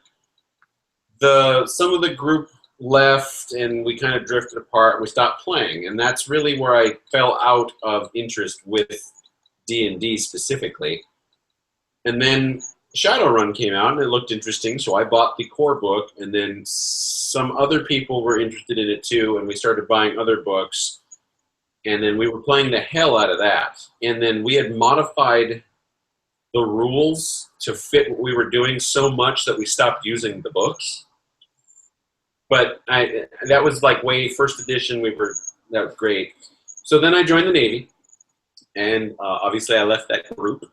And when I got to my first deployment, I was trying to find a group of people to play some sort of Mech Warrior Battletech role-playing game, because I figured that was my next interest, so I was kind of going to that. And then one guy who was interested in role-playing also said, "Why don't you try Vampire?" And I'm like, that sounds interesting. And I have not played anything since, other than that since. I've only been in the White Wolf role-playing system. Gotcha. So on the topic of White Wolf, where do you think they're going? What are your thoughts on them now, with the Chronicles of Darkness versus, Old World? I think that while there are two distinct lines of everything, I think that the next big thing to happen will be to be like, okay, we're gonna move in a new direction, and we're going to make one vampire world to kind of satisfy everybody. We got like the 13 clans for vampire, but most people don't, some people don't recognize clans as some sort of lineage, so there's going to be a kind of amalgamation of the both both lines, and they're going to do that with all their systems. I think that's what they're going to do eventually. Because I like Masquerade, but I like Requiem better because there are more options for both sides, the players and the storyteller. Most people seem to like Masquerade more. I think it's the nostalgia value. They're so ingrained in Masquerade, they don't want to give Requiem a decent shot, so they poo-poo it immediately. But Requiem's rules are so much better than Masquerade's. Yeah, and I've definitely noticed what you've seen, but, like you said, force a habit.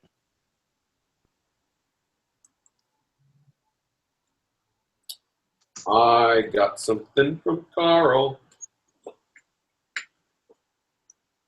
You gonna join us? I'm going to try. Let's see here. Carl. Oh, that's not the right button. Carl. Okay. While she makes throat tea, I will attempt to invite Carl. Carl. Ow! Ow! Ow! Ow! Ow!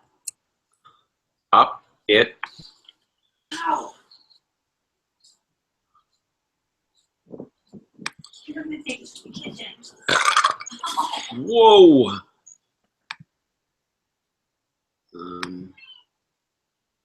Okay, so let's do a search for that Gmail address. Ah.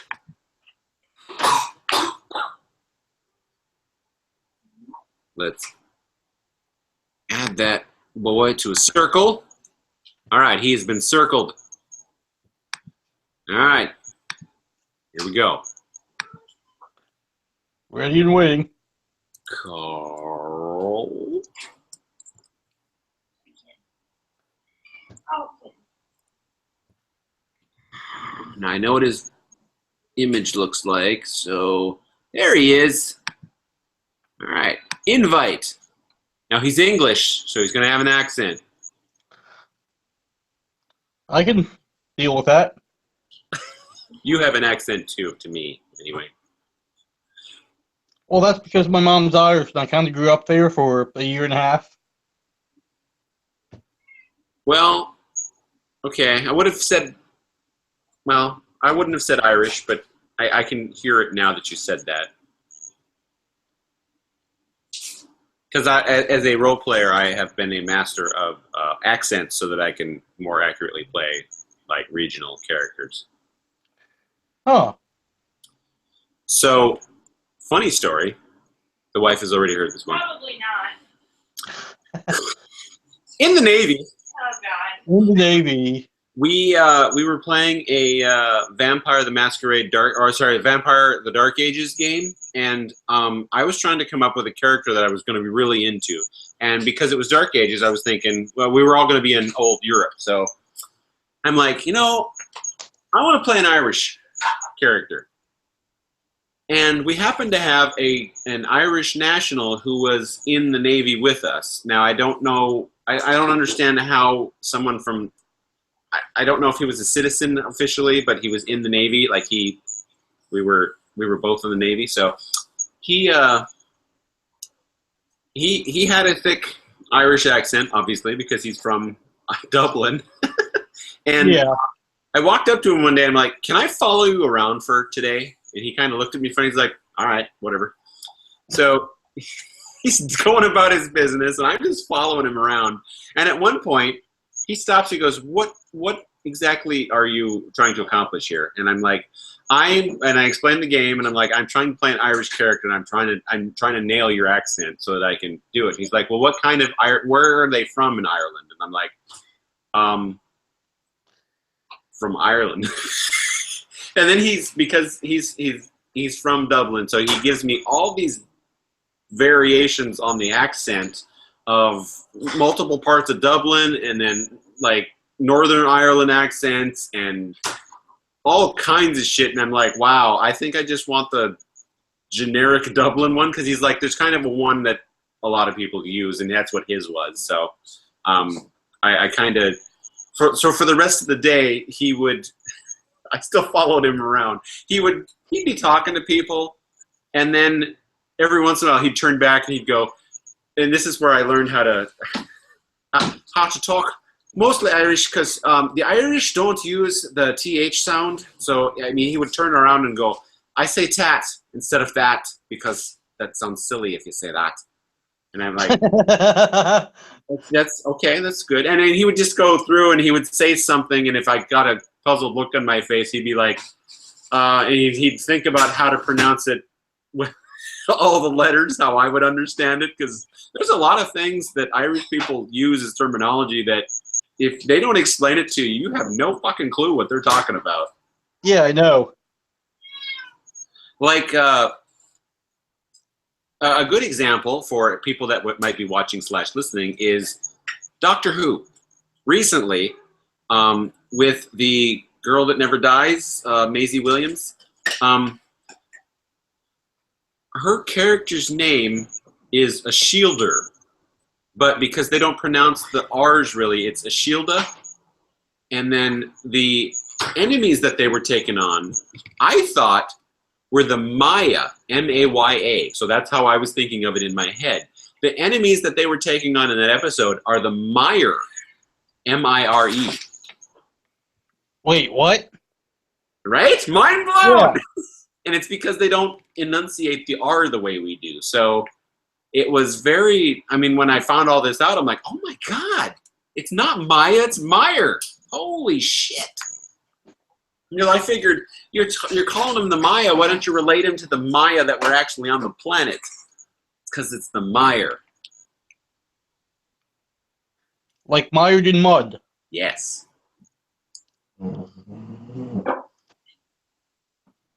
wondering if Carl can't figure out how to get on because we keep getting a viewer and the viewer keeps disappearing. I'm sure he plays Skype. They say he's got a video chat with Morgan, but then I realized maybe Yeah. not. Well, and I hadn't had him circled either before, and I'm going to try and give him another shot there.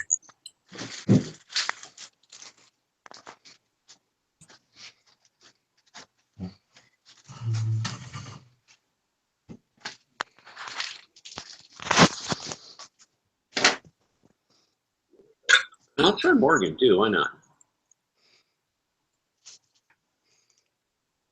Boom. Because we're almost at the end of hour 2 in the show here. Well, we're an hour and a half into it. Time to crack a second beer then. Well, Bob and I, and I had intended to keep the shows at an hour at one point, and there was a show we had where we were like, let's have a special show. We just went as long as we did, and I don't think we ever stopped doing that. So a 3-hour show is not unheard of. I'm down. I think we even had a 4-hour show once, but yeah, it was interesting. Interesting. And we had a lot of topics that night too, so it was. I'm sure you'd be able to see it on the channel. You need to point out to your friend John that to go to the Emerald Spectre channel on YouTube to watch the best lap dance for $2. All right, I'll send him the link and tell him to watch it. It's a great story. I'll have to watch it now. Yeah. So. In hindsight, I should have named this episode the Game of Nudity. But I didn't, because when all of our titles are naked or nude, we get a lot of hits. Like a lot of hits. All right. But the #1 viewed podcast on my channel is Best Lap Dance for $2. Well, it's definitely going to go up by 2 within the next week, so. Woo!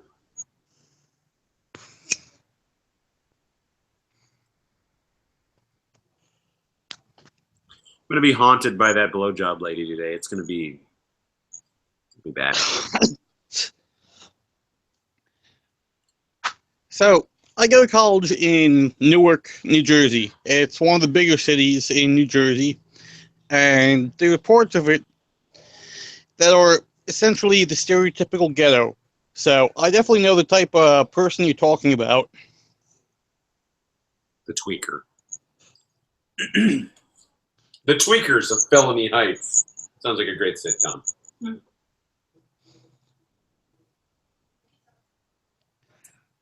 Didn't A&E or the History Channel pick that up last season for the latest reality TV? Yeah, could be. The Tweakers of Felony Heights. Next time on the Tweakers of Felony Heights. I give you a blowjob for $5. Sorry, I don't have any cash. I'm gonna go this way now.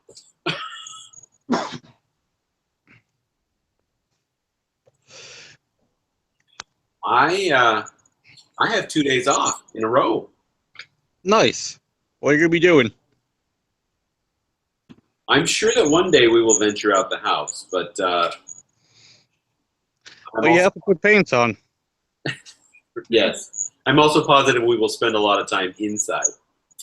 Do you have? Nice. Oh yeah, we're gonna go to her brother's and eat ribs on Monday. When we spend time at home, we tend to watch awesome shows. Another awesome show that we watch is Marco Polo on Netflix. Really? What's it about? Well, Marco Polo, evidently, but... Well, Marco Polo, I wouldn't even say Marco Polo is the central character. Kubla Khan is the central character. And it's kind of a dramatization of what Kubla Khan did at the height of his power. Season 1 is all about the invasion or attack on China, really, because Kubla Khan the Mongols have a Chinese dynasty because they conquered China at one point and Kubla Khan installed his son as the ruler. So I don't know what season 2 is going to be about. I'm very interested to see where they're going to go with it. All right. How many episodes is it? 13? Season 2 just came out like the other day, and because it's on Netflix, you can binge it. So, on Netflix. All right, I just binged The Ranch with Sam Elliott. It's a, comedy, but I like it. I've traditionally been a hard sell on comedy. It's 10 episodes, so I'm guessing season 2 is also going to have 10 episodes. Marco Polo. Yep. Okay. So, have you seen Rome on HBO? No, I haven't. I've heard good things. It's the first season. Well, it's only 2 seasons. It follows 2 common Romans, I guess, but it really revolves around the struggle for the Roman Empire. So, season 1's all about Julius Caesar, and season 2 is all about the guy that replaces him, Augustus. Yeah. It's I really loved it. I was so sad to see that they were only making 2 seasons. Bummer. Yeah. Anyway, Marco Polo, I think, kind of fit into that. It fits. I mean, if you like Rome, you'll like Marco Polo, and vice versa. All right, I'll definitely give it a shot. Have you seen Prometheus?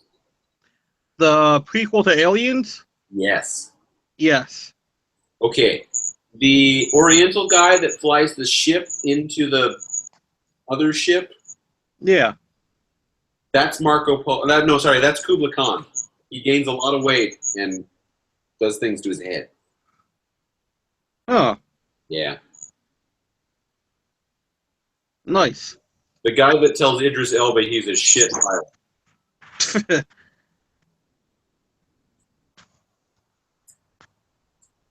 So what do you think about him being the next Bond? Have you heard anything about that? To go on a side topic?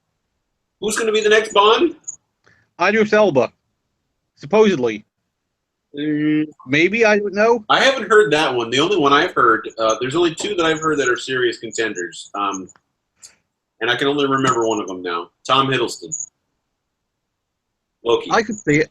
Yeah, I could see him doing it. I could see him being James Bond and doing a good job if he had darker hair, because his hair is not anywhere near what Loki's hair looks like. I mean, his hair is like much lighter. Yeah, but I saw Tom Hiddleston in The Night Manager, and he did an awesome job, so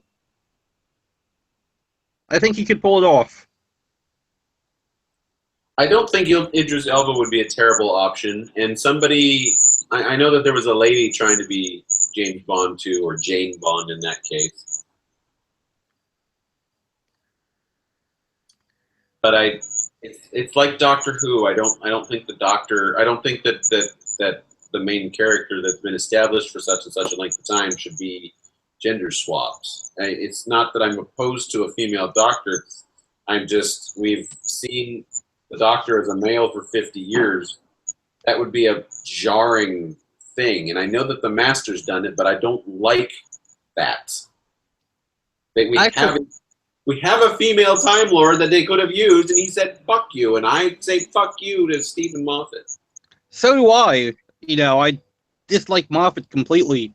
Although he's done some good stories, but he went rampant. He's a terrible show lead. Agreed. Excellent writer, but horrible show lead. I'm going to be very happy when he's done at the end of next season. Which can't come soon enough, but... Right. Although we will lose Peter Capaldi because they kind of want the next guy to be able to pick his own doctor, but I think that's just an excuse for Peter Capaldi to stop doing it. I've grown to like Capaldi. It's a drastic change, and it kind of eases the new Who fans into the fact that that's what the Doctor is more like, not this crazy youth guy that's been running around screaming and yelling and doing little Doctor Who-y things. I mean, Yeah. That's why I didn't like Matt Smith so much. yeah, I'm not big on Matt Smith. I liked David Tennant. I really liked Eccleston, but I would still choose the classic Who over the new, I think.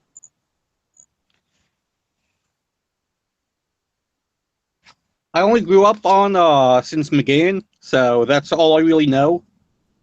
And since they took it off of Netflix, I can't watch the old classic Who. I started with the Fifth Doctor, Peter Davison, and then I saw the Colin Baker, the Sixth Doctor, and then I saw the Seventh Doctor, and then PBS ran all the way back and ran all the Hartnell episodes they had, all the Troughton episodes they had, which at that time weren't many, and then they did the entire Pertwee and Tom Baker run before restarting where I had already seen. So that's, I mean, and when PBS lost Doctor Who, I was very jarred. I was like, what's going on? No. How am I going to see this British show? I can't see these things. It's never going to be popular anywhere else. And then boom, here it is. Yeah.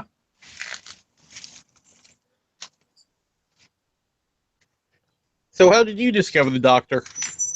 I was bored one night flipping through channels and I came across something weird.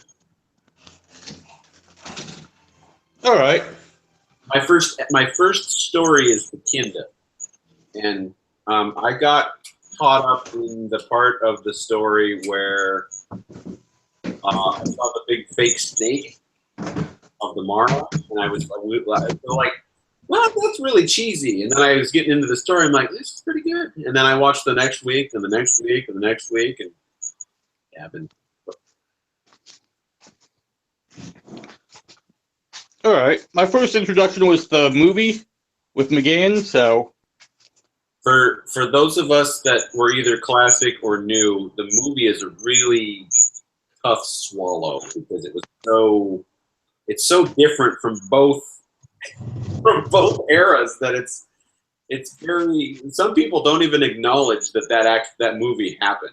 So I mean, it's very weird. But because Stephen Moffat canonized everything that happened in Big Finish, of course, Paul McGann is the Eighth Doctor. Yeah.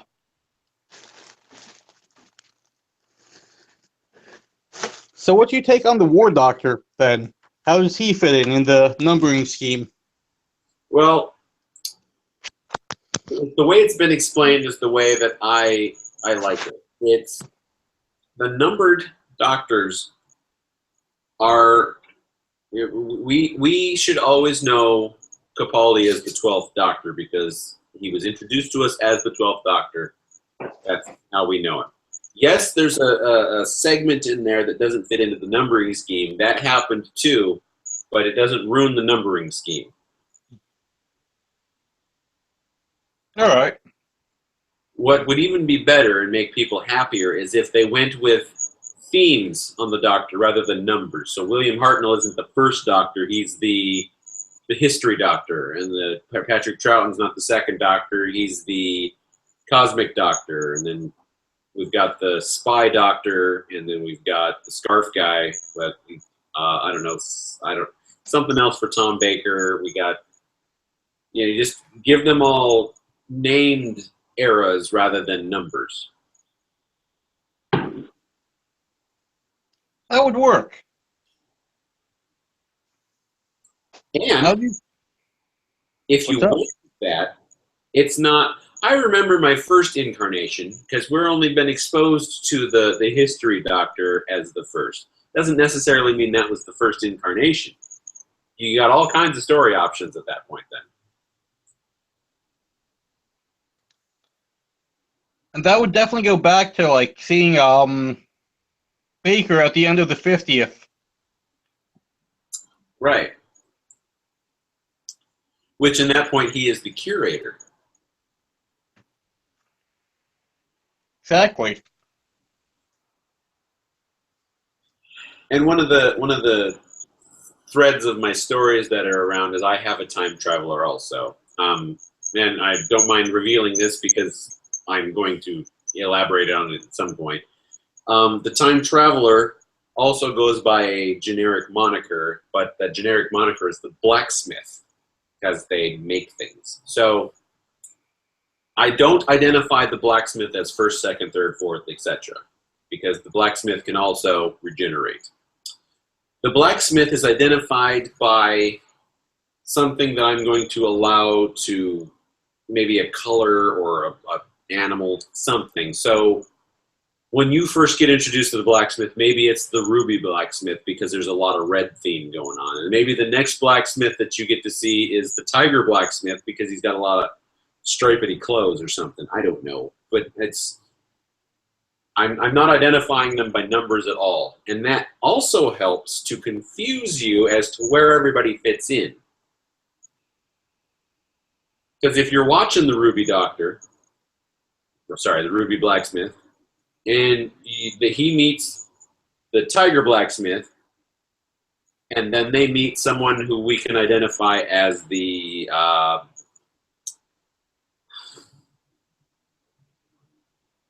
armor blacksmith, then you're like, well, where does the armor fit in? Where does that blacksmith fit in?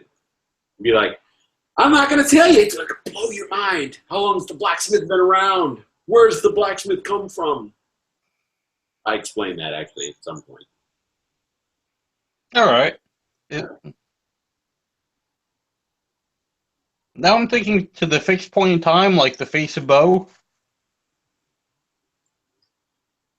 A lot of my threads that all point to one thing. There's a lot of time travel going on too, obviously, because I have a blacksmith, and I also have a time traveling superhero. There are other time traveling things going on that we may not be cognizant of. So the theory is, and I've had this theory for a long time, is that the infinite, every choice you make spawns two timelines, and basically you're going through time, all that. So if I'm a time traveler, and And let's say I watch you walk off a bridge, you drown, and that causes something not to be made that defends the Earth because we get invaded by aliens. Well, okay, so then with my time traveling theory, me, the time traveler, goes back in time, stops you from walking off the bridge, which may or may not cause another consequence to something. So it's possible. So let's say this time traveler not only saves you, but lets you die and does all kinds of other things, like hundreds of times. Okay, you meet me in a story, and I'm a beaten man because I have time traveled so many times, and at some point in the story, I finally let out, I have done this thousands of times, and every single time it ends this one specific way, and I just don't know how to fix it. And that would be a thread that I could, play on. All right. At first, I thought you were going with the multiverse theory, but Well, definitely some. there can also be that because I'm a big fan of I'm a big fan of what Voyager attempted to do with having species 8762 or whatever that weird species was from the Fluid universe. I love that. All right. Too. There's a trilogy of books for Vampire the Masquerade that I really like that have been denounced by the creators because there's a lot of game terminology in those books, and I just like the story. So it's the Masquerade of the Red Death trilogy, and in there they present, spoiler alert, I'm going to ruin the book, there's a creature from another dimension trying to get into our dimension.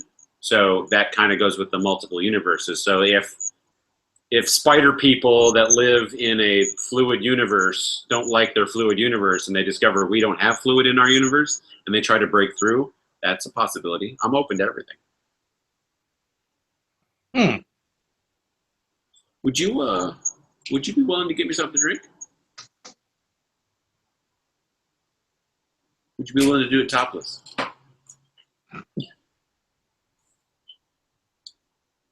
I'll take a green beverage.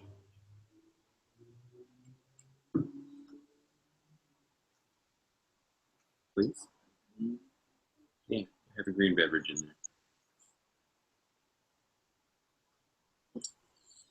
So I'll be drinking the third different thing on the show here that I have. So I'm very sad that Carl never jumped on. Let me see if he's still awake.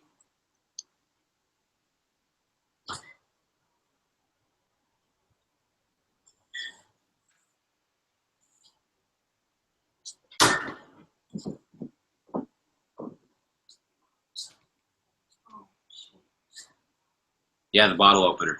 Kind of need to open it with the bottle opener. That would help.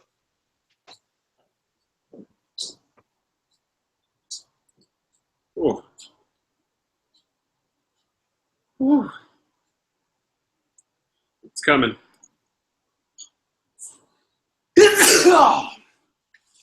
Okay. Woo.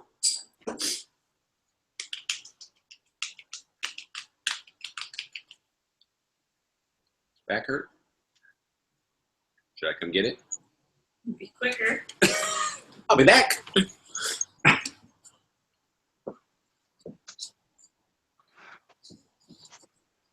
So now I'm drinking Mike's Hard Limeade. Lime? Limeade? Yeah. Mike's Hard Limeade. And this is 5% alcohol. Nice. It's the most alcoholic beverage I've drank tonight.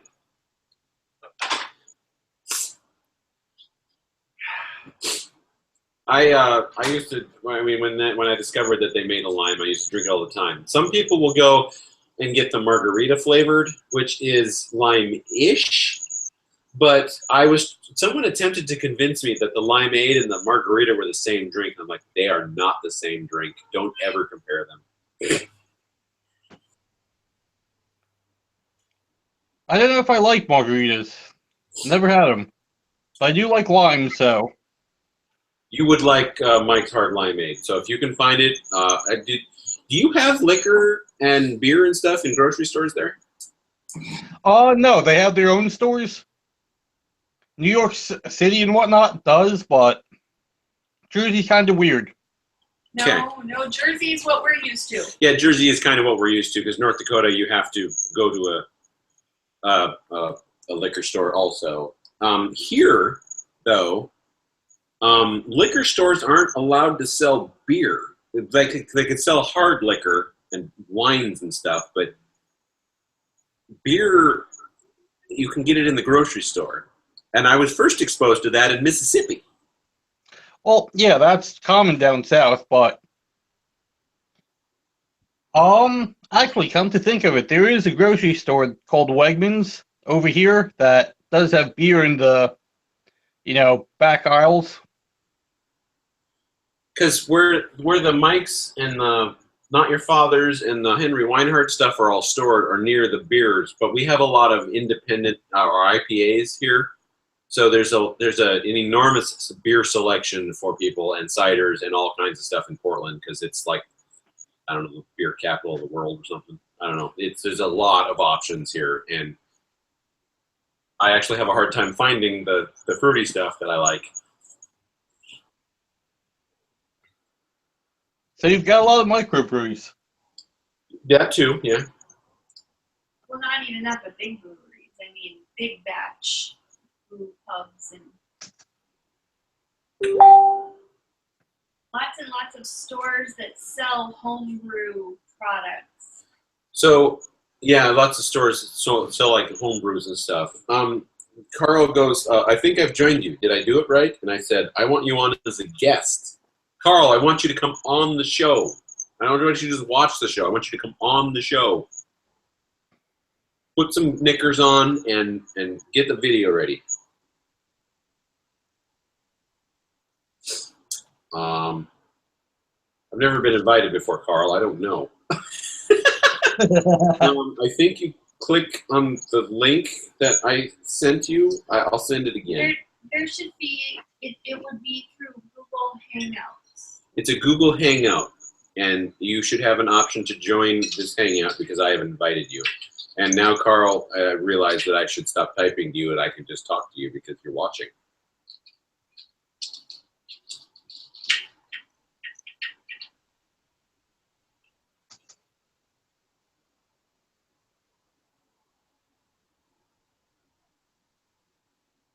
I'll just confirm that.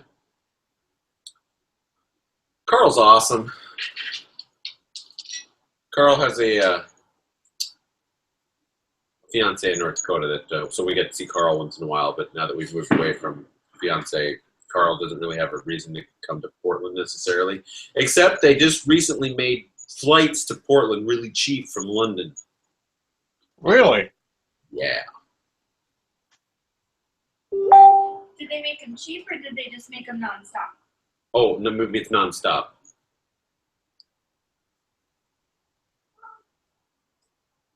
He's not watching us. I don't know what you're doing, Carl. Oh, Carl. I want Carl on the show. Come on, Carl. He said, "Oh no, not yet." One moment. So I'm waiting. Maybe he's putting some clothes on. I don't know if he's sitting in his flat naked or not. Because of the Britification of what I'm trying to use a lot more British terms. So I'm calling people wankers on a regular basis, and I'm trying to use. Isn't that what you used to describe your coworkers? So I have used the term wanker to describe a coworker or two. I'm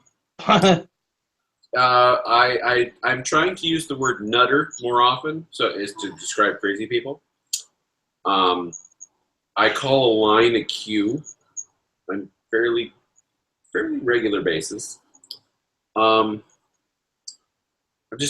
not doing it with the accent. I'm just changing the way I talk now. Because I don't smoke, I have no reason to call a cigarette anything. I don't really call women birds yet. I'm trying to change terminology. Can you hear the popping and the fireworks? Yep. It's going to be a rough 3 days. This shit's going to be going on all over the place. I admit it's a bit annoying, but I used to be gung-ho for getting fireworks, and my dad used to be die-hard against it, thinking, God, what a waste of money. Guess what? I think it's a waste of money now, in my age, and it's annoying. well, yeah, but every now and then, like maybe once every other year. Yeah. The weird thing about being in Portland is especially during 4th of July, we don't know if there are fireworks going on outside or if those are gun battles, because some of them might be. Sounds like the city where I go to school. Yeah. And I mean, last year we were able to see some fireworks from our condo, but we've got a lot of trees around us, so it's not, there's not a lot of the sky visible, but like the bigger displays that pop up in the air, and I'm not sure where the primary display was we were watching last year, but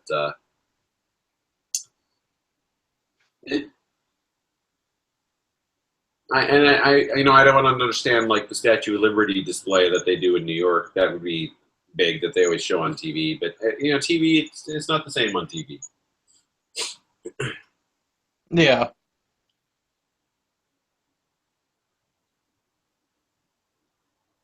Whoa. Whoa. So I just looked at the crime rate of where I go to school. Let me put it in this perspective. Per 1,000 people, 100,000 people, in a town called Mountainside, there's maybe 15 crimes. Another town, there's like 23. In Newark, the town that like my college is in, there's like nearly 1,100. Yeah.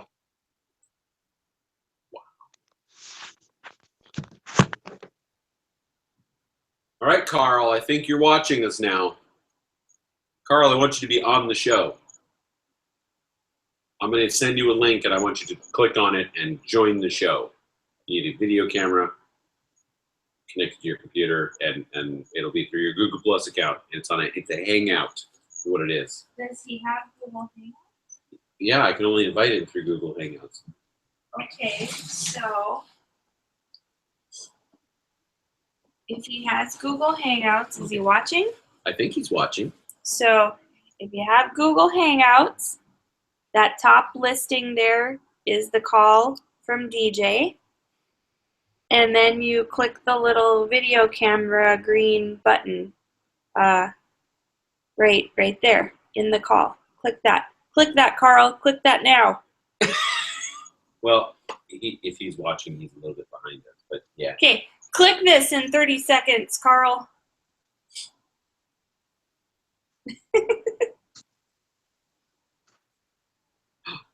Your video changed, Metal Jesus. Really? You're back! Nice! Woo! Oh, I've been talking to a head for this entire show and finally got my Metal Jesus back. Sorry about that. I actually just pulled something up to, work with my laptop. That's hilarious. I like the fact that your buddy was like, hey, what are they? What's this Metal Jesus he keeps referring to? Well, look at the hair. Yeah. How long? Wait, when are you going to cut it? After next September. Okay. Don't know if that changes the perspective, but nearly about 22 inches. You froze again. Damn it. Right?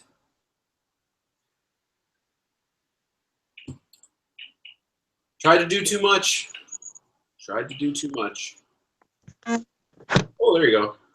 Well, you're kind of back. And I got some funky video going on here.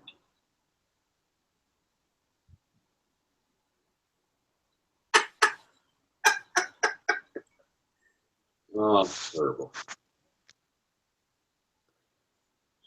Ugh. Well, while you're at least doing something, let me try to get Carl back on here. Coral.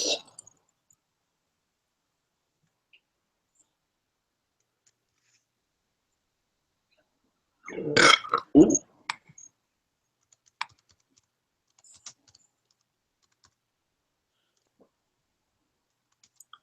I'm a little bald on top. Oh, this, by the way, is as much that grows on top. I am maxed out right now as to what grows on top. It's very thermodynamic. Well, You gotta look for. yeah, and then this stuff is it's about as thick as I can tolerate. I once tried to panda out the sides, you know, to get the old man hair going, but I can't do it. It's too hot. You need to install a plugin. Ah, install a plugin, Carl.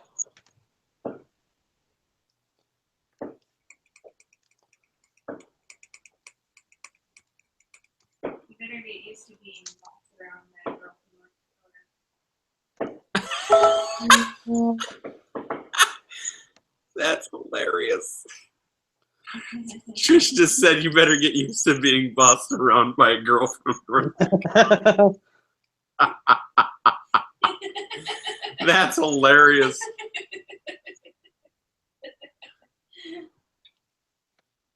You know, I am disappointed in the severe lack of turnout here.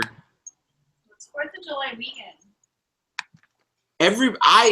I started. We're the only well, no, we can't count Carl. We're the only 3 people in the United States sitting at home at night on 4th of July weekend doing nothing. Yes, but I invited everyone. They all knew about this for 2 weeks. 2 weeks.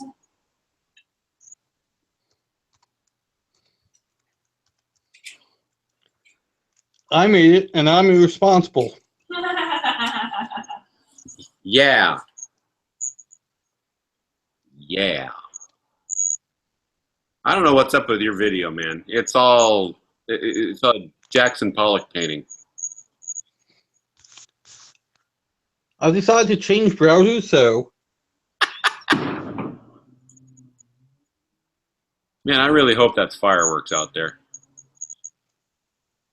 Well, most of the time you can hear the Yeah, sparkle after, but it's true. You do hear the sparkle. As if unicorns are farting into the air. That's some nice ceiling there. There you go. finally. Yeah. And technical issues. Technical issues.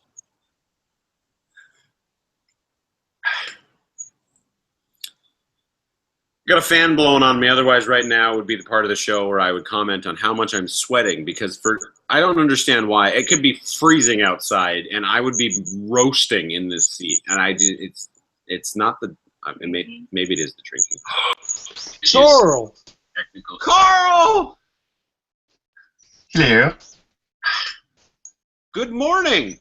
Blowing on me. Otherwise, right now would be the part of the show where I would comment on how much I'm sweating because I don't understand why. It could be freezing outside, and I would be roasting in this seat. And it's not the. Maybe it is the drinking. How are you talking and not moving? It sounds like it's a. Yeah. It looks like one of those kung fu movies where I hear you talking, but I don't see the face moving. Well, the video sometimes doesn't come through for something, I guess. But hey, turn this down. It could be freezing outside. Turn this down. I think I have you twice. Let me. There you do. I don't know how that works. Okay, let's close that. Sweet. Where's the lovely Mrs.? What time is it over there? It's for her. It would be 11:46. She could be busy packing the room up because she has the family coming over for the weekend. So, How close is she getting to go to where she wants to go? well, the forms are in the UK now, so we are eagerly awaiting the actual process to say whether it's thumbs up or thumbs down. So, hopefully, it's thumbs up. So, we should find out next week. With any luck, yeah. Yes. And then after that, I'm not sure when she's going to head over. It's up to her to decide when she's going to fly over. So. Well, what I have to say is the wedding would be the one thing that I would absolutely go get a freaking passport for, because I would totally want to go over there. So. Well, since Brexit, the pound has tanked, so actually it might be a good price. I didn't think about that. Which means I can go see Manchester United for pennies on the pound.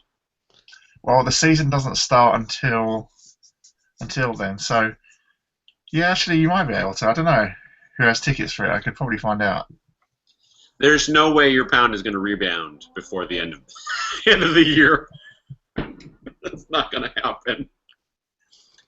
Although the funniest part of the whole Brexit thing is the spike in Google searches for what is the EU after the vote's over. What? So after Brexit, all the polls closed for British exit. Google released this is what the trending topics were at 3 a.m. in the UK. The second one on the list is, what is the EU?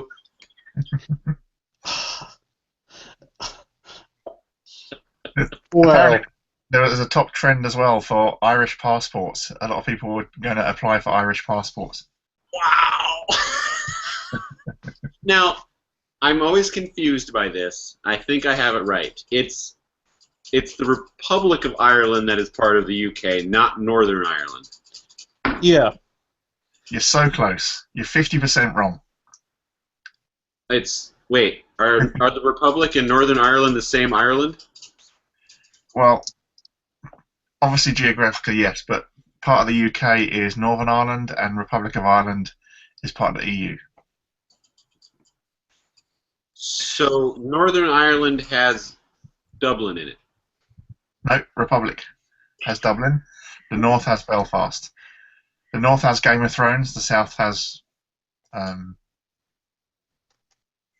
nothing.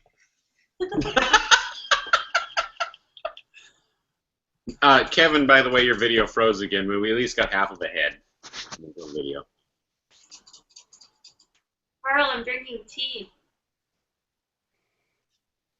I am not.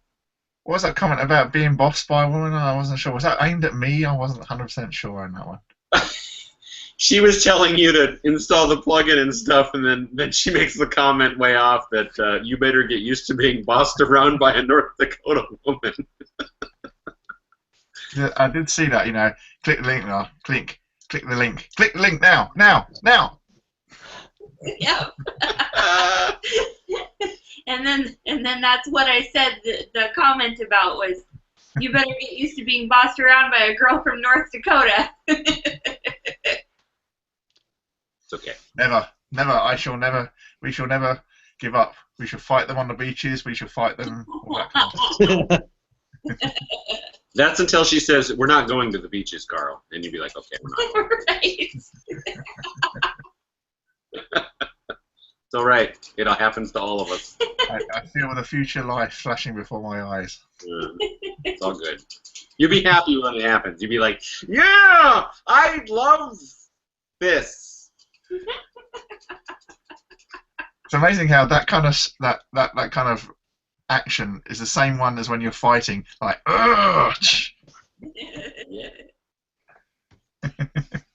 Well, somebody I worked with in the Navy Oh, geez. did point out that It's like the third time tonight. all the faces you make while you're having sex look like you're in pain.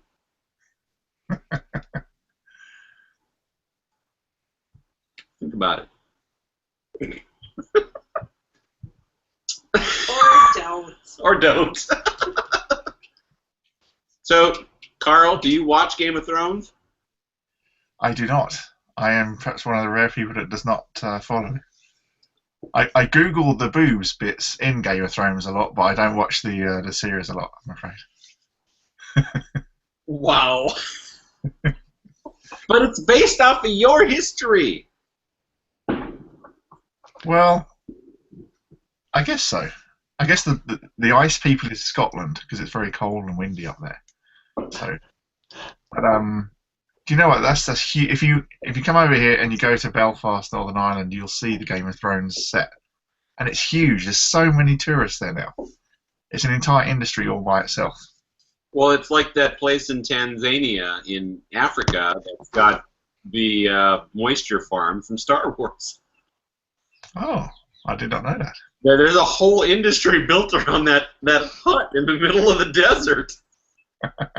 And it doesn't go anywhere. That's the funny thing, is that's just the exterior shot. They have a whole different set for the interior. That's the one where okay, so is that the one where it used to be Luke's home, right? Yeah, that's where he runs back, and the famous scene of it is when Beru and Uncle Owen are fried and they're like burning and he's like staring at it. That's the scene in Tanzania. Tanzania, sorry. Tanzania. I like Tanzania. That sounds like a much better. Well, Cool. I knew I was saying something wrong, but I didn't know how to fix it. Tanzania. Yeah. Wait, I think if they heard Tanzania, they preferred it for it to be called that. it's not even that. It's Tunisia. Ah, okay. Yeah. Tunisia. Yeah. Tunisian crochet. So there's a bald, fat, white guy in Portland, Oregon, talking about African countries, and I don't think he's gotten one right yet. Don't worry, we'll make sure you get around Europe. Okay. So I'm in Portland. You're in. I don't know. Well, I know you're in England, but Yeah, I don't remember the name of that. I know it starts with a W. Oh, Wallington. Wallington. Oh, I was gonna guess it ended with a shire because 99% of them probably do, but. And Metal Jesus, who is the third member of our little group here, I think I'm pointing right at his head. He's from New Jersey. Cool. So he's the one in the middle. Yes. Yep. He's been very quiet. Well, you guys have been talking about Game of Thrones, England, London, Belfast, Dublin, all that stuff, so I'm like, huh. And Englandshire. Englandshire, yes. I'm just glad that he's able to understand my accent, in case there's waiting for subtitles kind of moment on the cast. Well, apparently he spent time in Ireland, so I'm the one that's left out here. When you say spending time in Ireland, do you mean like in prison, spending time, or would you just mean on holiday? Well, my mom's off the plane Irish, like from the north, so maybe I should have been arrested by family association, but it was more like vacation. Cool. Was that recent? Have you been there recently, or is it? Haven't been there in like nearly 20 years, but last time I went, I was for a wedding. And actually, my cousin just came out 2 weeks ago, not even last weekend. So I've got like my ear for the accent still. Well, I tell you, if you go there for the Game of Thrones, I think you'd be amazed by it. It's such a big pull. It must have added like millions to the economy. Just so many people want to go there now. Really? Yeah. That's in Dublin? No, north of the border. North of the border, in I think it's just outside Belfast. Yeah, one of the most dangerous cities in the world. Hardly. It's actually gotten better since I went. Even that was nice. It's probably worse than me being an Englishman. For an American, they love Americans, so you're totally safe. So I have a question, Carl. Let's say I come over there and I visit. Would anybody get offended if I start talking with an accent?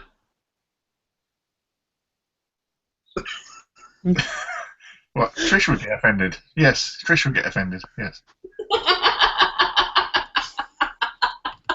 Now,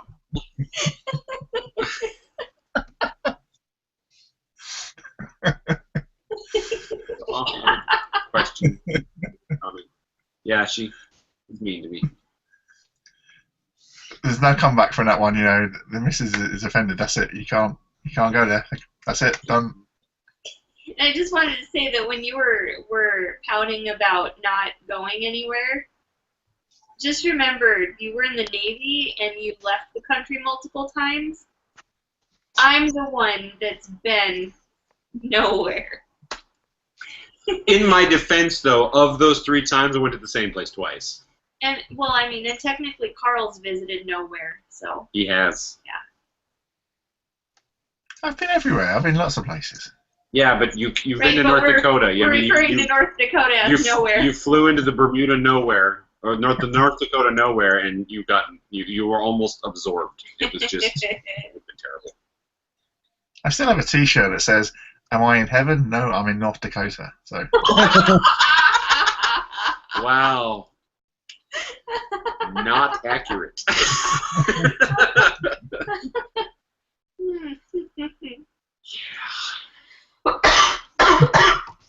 no, you'd be fine talking whatever you want to talk. Everybody be fine. Don't worry about it. It's all cool. Because we were talking about accents earlier, and I thought that being surrounded by accents, I would try to mimic some of that. Because we were also talking about words that you guys use that we don't. We have a hard time figuring out what you're saying. You're gonna have to go back and watch that part of the show. Okay. Do you want me to catch up now and then join you back in a little while, or shall I? No, you go back and watch it. We'll wait. Okay. We should definitely do show notes. It'll only take you 2.5 hours to get to this point. Right? I'm gonna need to plug this in. Yes. I'm only at 48%. I had a question and it just left me all of a sudden. Oh. So, okay, so for us it's 10 o'clock p.m. For Kevin, Metal Jesus, it is 1 a.m. 1 a.m. And for Carl, it is 7 a.m. almost 6 a.m. So were you asleep at 3:30 in the morning? I'm afraid I was. Yes. That's fine. I mean, when you said you were going to come on the show originally, I'm like, wow, he's hardcore. He's going to come on at 3:30. But yeah, now I realize it's almost 6 a.m. there. Well, in my defence, I was on an outage call from work yesterday for about 7 hours. So that probably took me out. Okay. Yeah, that sounds awful. It does sound awful. Wow. So, did you just naturally get up at this time in the day, or did you get up for us? Well, my alarm kicked off at 5, and normally this is when I get up and go for a walk. So Gotcha. I'm sacrificing this walk for you today. You know, I'm all here for you. Hey, even if you only give us 15 minutes, that's still that's a bonus energy. If you only give us 15 minutes, that's still great. It's great TV. I'm here for you. I'm here for you. That's what I'm here for. It's true. You are here for it. So, now that it's a non-stop flight from London to Portland, are you thinking about coming here? Well, I wouldn't mind actually, because a friend of mine wants to do a train ride across Canada. So obviously that would probably start in Vancouver. So you could go to Portland and then up to Vancouver and then across. So that could work. Now, the Vancouver that's next to Portland is Vancouver, Washington, which is several miles, hundreds of miles south of Vancouver, British Columbia. Yeah, we could be waiting for a train a long time if we're there. Right. Right. But I would imagine there are trains that go from Portland up to Seattle, so I'm going to guess that they would continue to go from Seattle into Canada, and then you could go east. I mean, not that this isn't what your friend wants to do, clearly, but you can take Amtrak from Portland, and it would drop you in Minot in North Dakota. That is true. So, I don't think he wants to go to North Dakota. I think he wants to go. yeah, right. I know it's But you'd be like, my fiance's there. She's right there. We can go there. I just wonder how the train goes through the mountains. I mean, and I would hope that I wouldn't get mountain sick. Train holes Yeah, train holes. Mountains have train holes. or tunnels. We were going through the mountains, and there was a train tunnel, and I couldn't think of the word tunnel when I put it up. Like, there's a train hole right there. So now tunnels are fill in the Train blank holes, holes. car holes. Yeah. Yep. And like Bob pointed out, it's nice to have like little quirky things with your significant others. So for instance, I got red red Mio squirters all over my hand the other day because I missed. Well, I squirted, but the cap had somewhat closed, and then when I flipped it open, I got the red dye all over me. And the counter and the floor. So the running joke at that day was, I'm thirsty, or is it murder? You know, I bring my hands up because it looked like I'd murdered someone. So now we call it murder juice. Fruit punch is now murder juice. Murder juice. What are these squirters in? Are these? Oh, I don't. I'll Are tell these? you. It may take a while. My back hurts. Yeah, she's hobbling a bit, but she will retrieve one of them. Just don't change too many topics before I get back. See, Americans are stupid and don't like regular flavored water, so we have to put stuff in our water to flavor it. Oh, I know these now. Morgan has these. Oh, don't you? I am almost in the kitchen. You don't know what you're talking about. No, Carl, it's all different. All different. Well, I thought that you was thinking that they actually go on your hands, you know, like a kind of glove or something you use. No. I got it all over my hands because I squirted. Like, I did the full thing into the glass thinking, you know, it's all fine, but there was nothing in the glass when I was done. I was like, oh, well, that's not good. Oh, the lid's shut. Flip it open, boom. Okay, so I've got an assortment of these. So we've got Crystal Light Strawberry Lemonade that we drink. She has some Arizona Mucho Mango Tea Squirter. I assume it's tea flavored. It's mango flavored. Mango flavored. And then this would be the murder juice itself. The Mio Fruit Punch Squirter. Oh, we have another guest star. Oh, he doesn't show up on camera very well. Not so much. There we go. You? The piggy. Oh, he's cute. That beady eye staring at you. Oh, he's so cute. Or is it murder? Mr. Pig. Oh, No, it's Mr. Pig. It's not he's murder. an old man. He's over 5 now. And in piggy years, that's kind of Yoda kind of esque, kind of like. I'm not sure how that equates, but yeah, he's probably in the 80s. He's probably in his 80s. So yeah, he doesn't like if we stick him on the floor. He used to hop all over the place and check out all this and all that. Now it might be partly because of the cat too, but he just like goes on the floor and he does explore a little bit, but he doesn't do a whole lot of hopping anymore. So it's we can tell he's getting old. He just needs to take cover from the predator. You need to get him a Segway. You know, you need to get him a piggy Segway. Or a Wow. Pigway. Pigway. You get like a little remote controlled car, right? Just pop him on there and then just like move him around the house. Hey, we can like get him to ride a Roomba in a shark suit. Just like the cat in the shark. I Well, want a cat. actually, he has a bunny costume. He has a white bunny costume. He needs like a little helmet so that when he rides, he doesn't, bump his head. Oh, pig. Are you taking notes, Metal Jesus? Yep. And a drink of water. They could be like a YouTube viral, a little piggy in a little like a policeman's hat and a little policeman's car with a little blue light, and he's like, chasing another little piggy down the street, to get a little step. It'd be like Starsky and Hutch, he's in the hutch and he's chasing Starsky. It would be fun to watch him terrorize the cat. Yes, it would be. At our remote control. So the cat will be the cat burglar, and he'll be the Here we go. he'll be the cop. Even though she's all black. It'll be a white mask.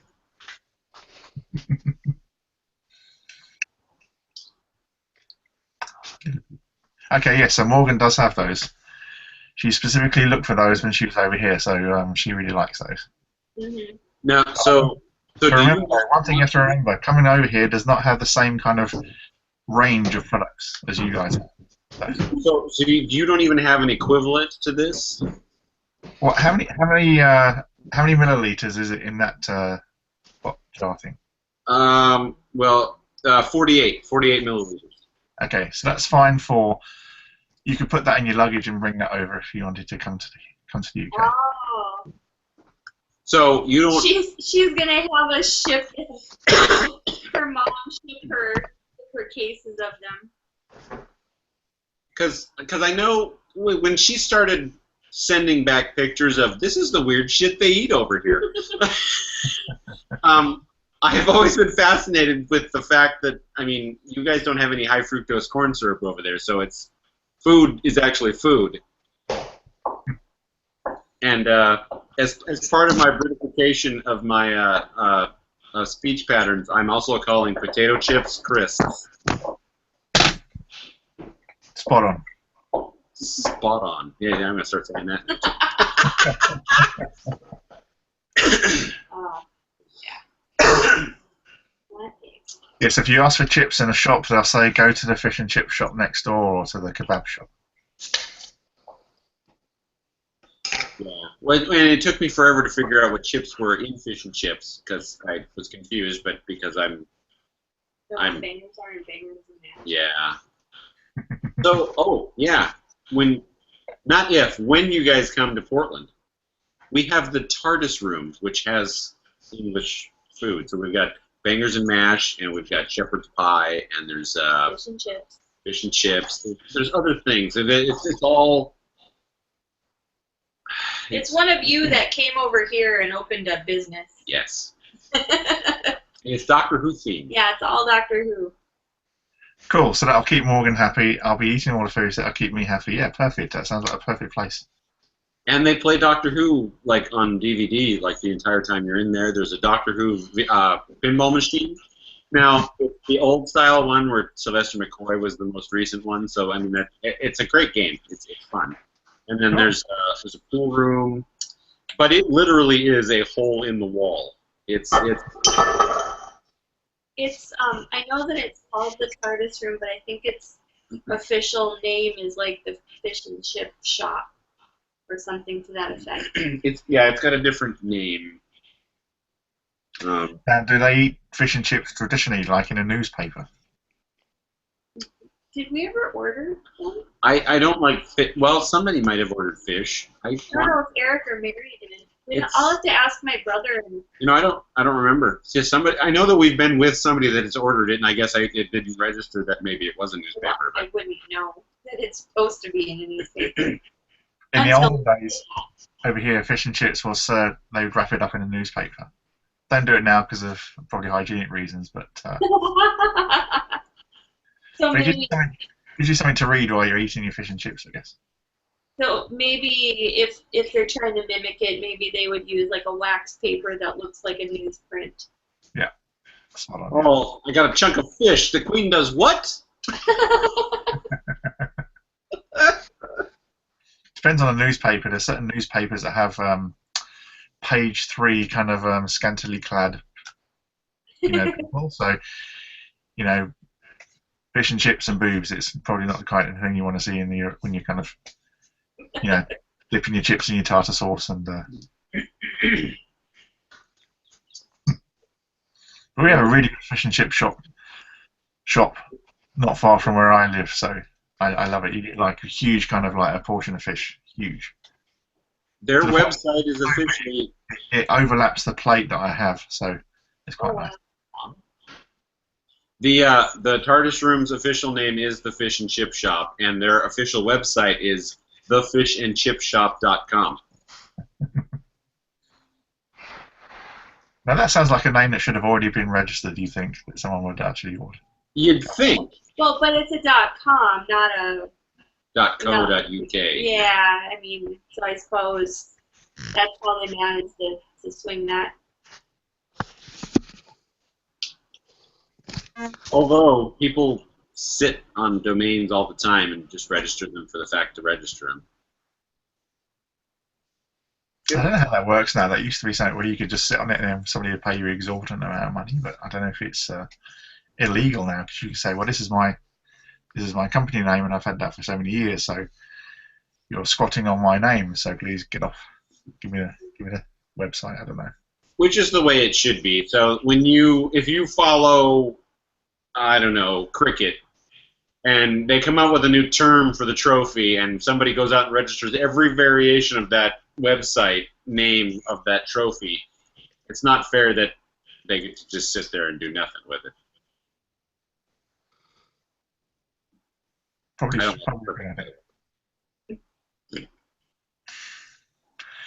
So, have you guys been watching the Euro football competition? Soccer. No.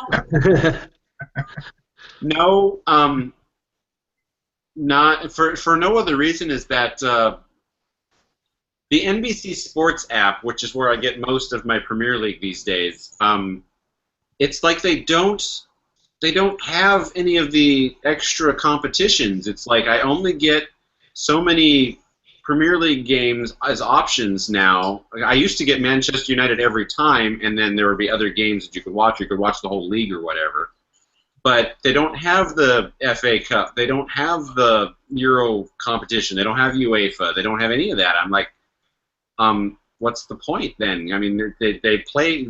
This game is played all the time. Why are you only showing me random teams on a week-to-week basis? That doesn't make any sense. Sounds a bit of a disappointment because you want to see that. Yes, I do. So if you want to go to Manchester United, does Trish want to go as well? Look at her face. Do I want to and will I have to are kind of...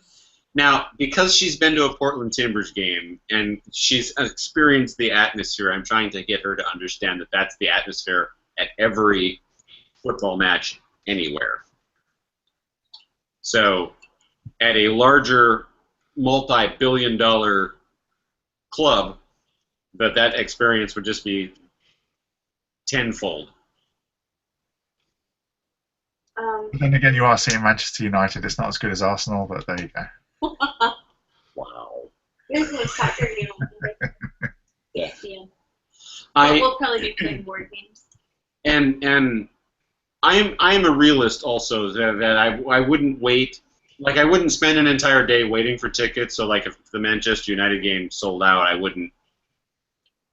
I would be disappointed, but I would understand that, you know, my opportunity would be not there. So the other team that I wouldn't mind seeing while I was over there would be Celtic, and I know that that's a vast distance from Manchester, but still relatively close.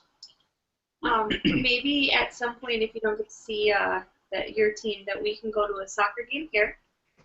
I can buy some beer to spill on you, and we can record Carl like telling someone off randomly, and I'll just play it back for you to listen to behind your head, and every once in a while I'll kick you. And the benefits of being in a soccer town like we are, last year, our second-tier Portland Timbers team, T2, took on, oh God, just the name of the team just completely spaced me out. It was a Premier League team, the stripy black and white stripes. Newcastle.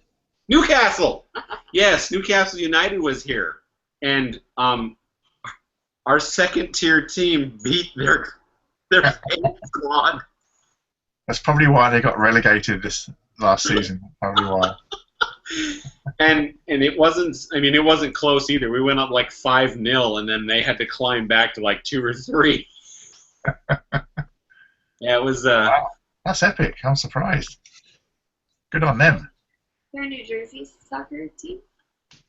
New Jersey, I think, would fall along with either the New York Red Bulls or the. Yeah, it's the New York Red Bulls, which is Okay. actually has a stadium in the city I go, well, it's on the outskirts between Newark and New York. Okay. But where does New York City FC play? I'm not sure. I'm a hockey fan. Give me the Ah. call. Well, you're on the wrong show, sir. Does that mean they get free Red Bull given out before the game? And If they do, I'm a fan. because then you'd Well- be so wired for the game, after drinking Red Bull, they just keep giving you Red Bull. Yankee Stadium. Oh, New York City FC plays in Yankee Stadium. Huh. Not soccer specific. How do you play soccer on a diamond, baseball diamond? I don't know how that works. I'm pretty sure that they move stands out and reconfigure things so that they can paint the pitch on the field. Wow, they're Um, pretty colors. Seattle shares the stadium with the Seahawks, so the Seattle Sounders FC share it with the Seahawks. So you can always see where the football field and the soccer lines are in relation to each other. It's very disorienting when you're watching it. Portland has a soccer-specific stadium. The team that I was following before we moved to Portland, I guess, MLS-wise, was DC United. And I'm pretty sure RFK is a soccer-specific stadium now because I think that the Redskins moved out.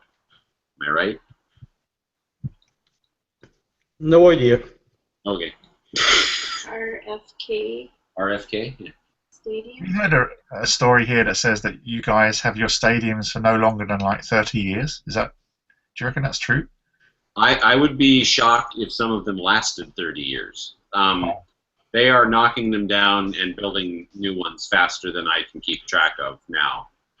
Jeez, they must make an awful lot of money then, because our stadiums are around for about 100 years. We build them to last because they're too expensive to build.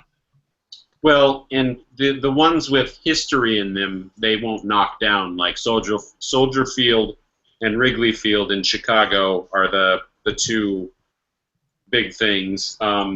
It says it's multi-purpose. I'm still looking. Okay, Yankee Stadium would be another one that they'll probably never knock down. The Green Bay Packer, I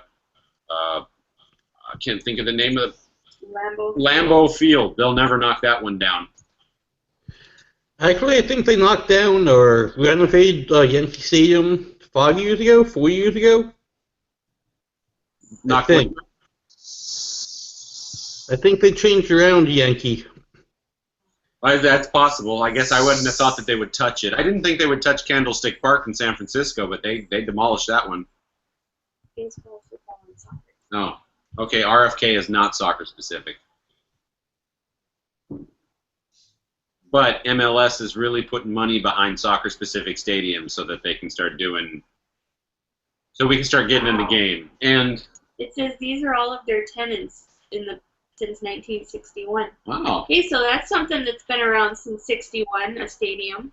yeah, RFK's any stadium that's old enough to have a name that doesn't have a brand name attached to it probably has been around for a while.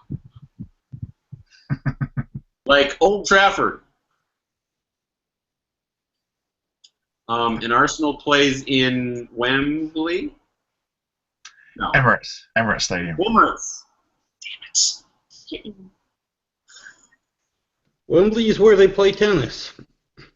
Well, Wembley's also where they have. Wimbledon. Well, Or Wimbledon is where they play tennis. yeah, Wimbledon. Wembley Stadium. That's where like the FA Cup is like the final is held. Oh, And it's also where the NFL goes to play when it comes over here. Ah. Now, of course, the NFL would like us Americans to believe that you guys are going head over heels for American football. Is that true? We love it. We absolutely love it. Sweet. Because I keep waiting for them to actually. I keep waiting for a team over here to go, you know what? Fuck it. We're just moving to London. We're just going to do it. I think they're trying to revive the NFL like we had it. I think we had like a Euro NFL kind of thing for a few years. I loved NFL Europe or Europa. I also loved it when it was the World League of American Football. But I don't know what happened to why it just kind of drifted away. So, but whenever they have it here now, it's really popular. I mean, it's huge. The tickets always sell out.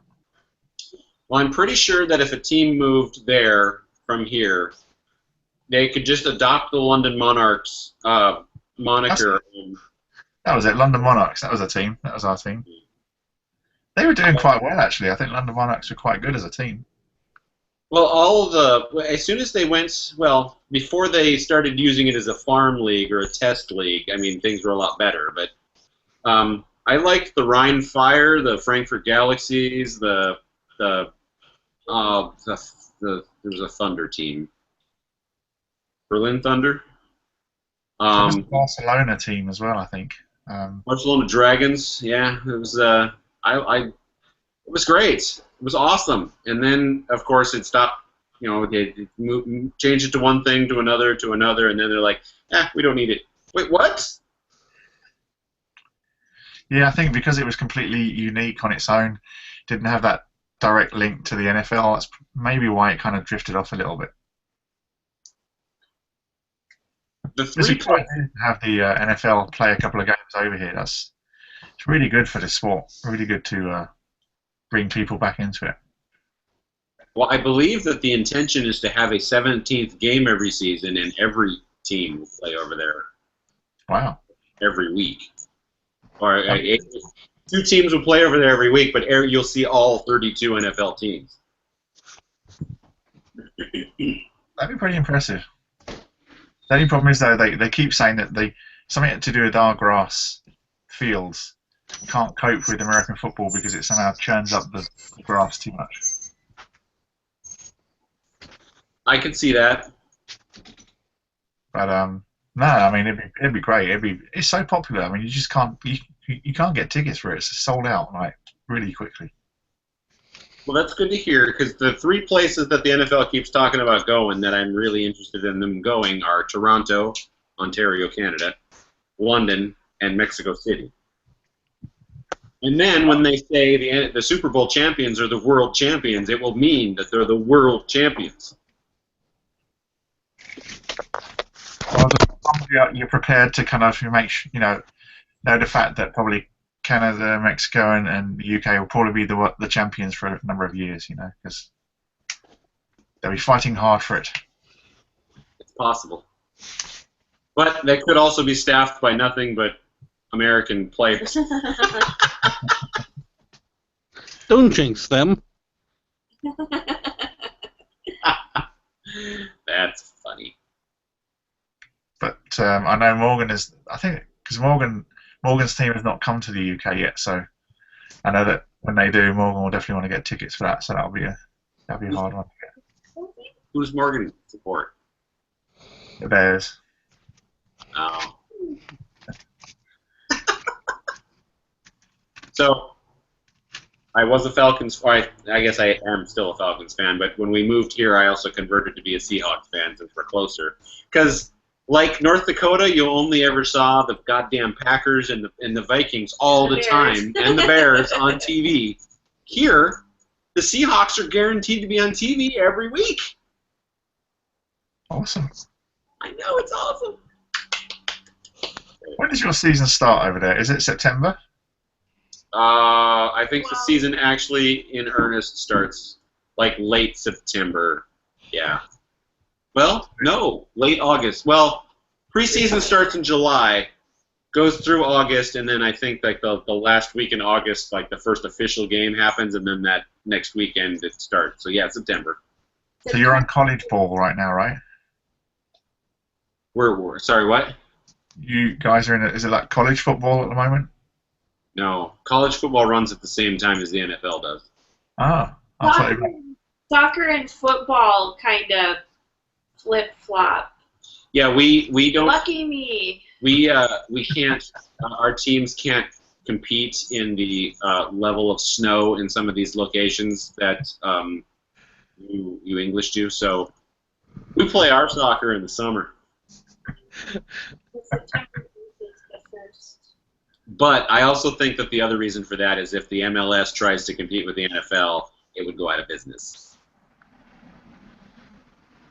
I think there's enough money to go around to not kind of step on each other's toes. So Well, yeah, but you know that someone in the MLS would be like, let's go up against the NFL. We can take them down. And then when nobody watches, be like, shit, we lost a whole bunch of money.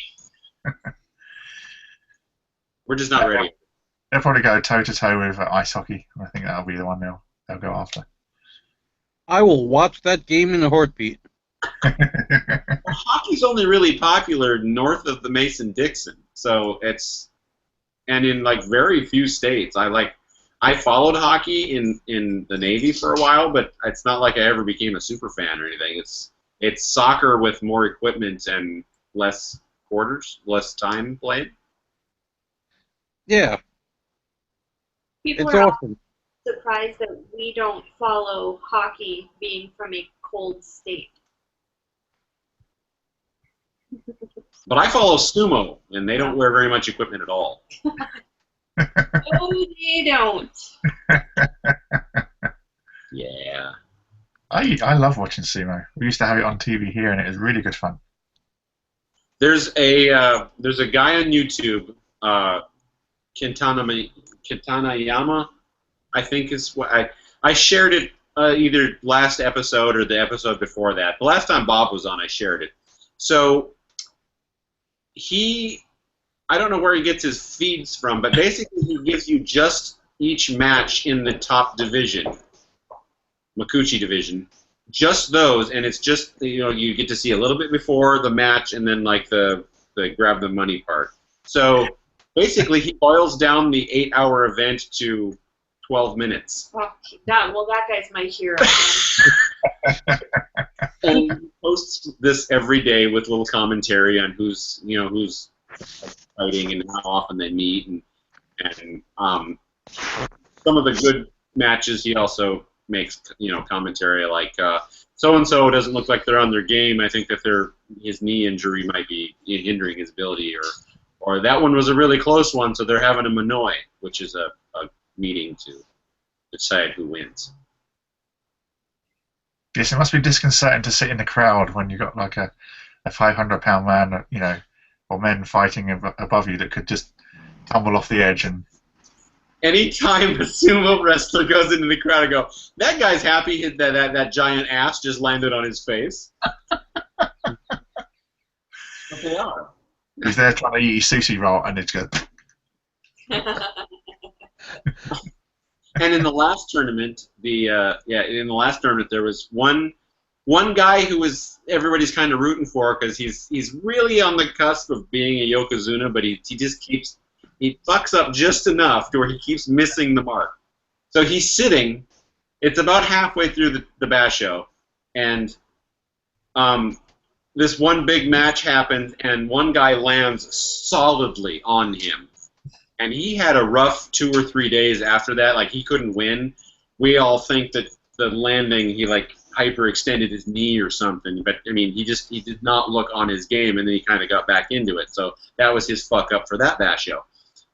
But yeah, it's I love it when a random fan just gets a face full of Gagamaru ass. I'm just wondering how they do that kind of waxing because it's not a hairy ass. You always kind of like Well, no, see, there's an Egyptian and there's an Italian that are currently sumoing, and both of them are hairy all over. And I'm like, but you're like the only two. Weird. When I used to watch it, there was 2 Hawaiians in it. So I'm surprised that there was an Egyptian in Musashi it. Maru? I find their little pig. There was Kanishki, and then there was I don't know if it was. What was that one you just said? Mutashi Maru? Maru. I'm not sure if that was his name. I'm pretty sure he was Hawaiian. Akibono was his name. No. Well, when I discovered sumo, Musashi Maru was the beast. Nobody could beat him, so he was just mauling people. Like Wow. Hakuho is now. I haven't kept up with it for so long. I need to know the names. When I used to watch it, Chiyonafuji, the Wolf, he was like winning everything. He was really good. And Kanishki, I think he was literally 500 pounds or something. He was absolutely huge, and he really kind of kicked up a stir. Because I think he was maybe been the first foreigner in the Japanese sumo. Well, the 3 Yokozuna that are in existence right now, the only 3 Yokozuna are all Mongolians. Wow. Yeah. Wow, There's- it's really opened up then. Kodo Shigiku and Kisenosato are, I believe Kisenosato is Japanese. And both of them are the close, Kodo Shigiku is the one who had his off, he's right there, and he just doesn't fuck up one time, he will be a Yokozuna. But Kisenosato is really close, like he would have been promoted, except he lost 1 too many. Like he lost twice. He could only lose once. So we're really close to having a Japanese Yokozuna again. Crikey. There's only 3. That's not many at all. No, but I don't know if the sport can support more than 4. So the fact that there's only 3 is probably a good thing because one of them he wins a lot, but when he comes up against the other 2, he just does not. It doesn't. He's noticeably less good than those 2 You are. fall off the left. Whoa. Or if you can only lose once, yeah, that's. Well, in the top one, Hakuho has won 38 bashos, Blimey. record-setting. I like that kind of little the way they kind of give the money afterwards in like a little envelope, and it's on that little kind of like a little fan, isn't it? They give it to him on the fan. Yeah, Okay. and it's wrapped up in the little It looks so much like it's kind of like a bribe, right? Because it's in an envelope. Take this. You've won. Have we enticed you to watch Metal Jesus? What's that? Have we enticed you to watch sumo? Yes. Last week, I think we also talked about it, so Okay. Or maybe I shared it with you. I know you mentioned it, but you talked to Rob about it as well. Okay, so today's July 2nd, and the next Basho happens on July 10th. I know this because I set up my calendar to remind me to watch the show every day. Wow. I wish you could use that calendar for anything useful. I'm using it for all kinds of useful stuff. But, so, now I have mine set up so that when I was being off work, I knew I would be home to watch it. But now, of course, it's going to go off when I'm in the middle of trying to get work to stop going in a direction. So, we'll see how that works. But probably watch a lot of sumo while I'm at work, closing down this place. So, Nice. Cat? because the first time I was in Okinawa, that was all that was on TV that 1 month or the 15 days when it was on, and they showed it everything. It was like the long boring golf events where they talk about golf for the first 3.5 hours. They show you the 16 hours worth of golf, and then they talk about what happened for the next 3.5 hours after it's over, and then it starts all over 2 hours after that. I think I like the highlights better. That's why I like the YouTube channels. I get just what I need. I don't need to watch. I don't need to watch Kisenosato pick his ass for 15 minutes talking about how he's beating this guy and beating that guy and how he's beating him and how hard he slaps one guy in the face. And yeah, I don't need to see all that. I mean, the power that they hit each other in the face, they probably do quite well in a boxing ring, right? Because to take the slap and keep moving, you must have a good jaw in that. Well, there's a technique to it. So, like every American idiot, in like watching a box, I could take Mike Tyson. No, you couldn't. Not only would he bite your ear and you would go crying out of the ring, but if he hits you, you're going to fall over. And when they wake you up 6 days later, you're going to go, what the fuck happened? Nobody says that about MMA. Nobody's like, I could beat Chuck Liddell. No, you couldn't. Chuck Liddell would kill you. He would kill you. Murder. Well, I wouldn't say murder. I'd say more turn you into a pretzel. Yeah. So you don't. I mean, me as a large man, I can't even look at the strawweight women going, I could beat her. No, she would kill me. Doesn't matter who it is. She would kill me. Murder.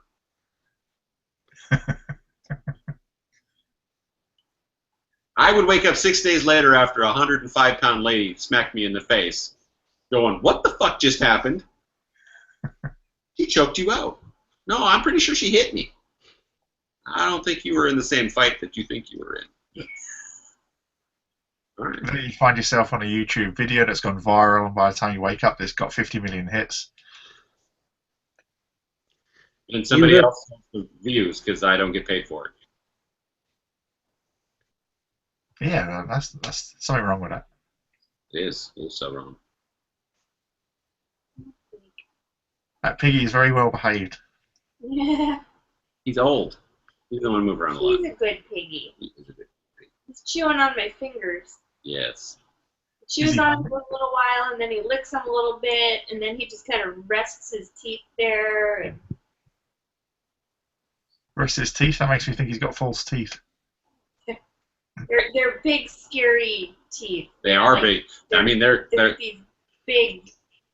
so if you compare his teeth to mine in as a proportion to my mouth, so little, these are like It's very scary when he yawns. Yes. Like, whoa! Yes, you've got big scary teeth. Big, scary Yes, you teeth. do. Yes. Why don't you use those to get those predators? Big, scary teeth to eat plants. Yep. I don't need food. I run on the sheer strength of will and desire to serve. Yeah, that's funny. I think I don't know if I heard that earlier or if that was on my phone, but you've got that remote activation now of Siri. You can do. Well, who said anything to Siri? She just listens to us. Hey Siri. You eat plants. I don't need food. I run on the sheer strength of will and desire to serve. Yeah, but who? Yeah,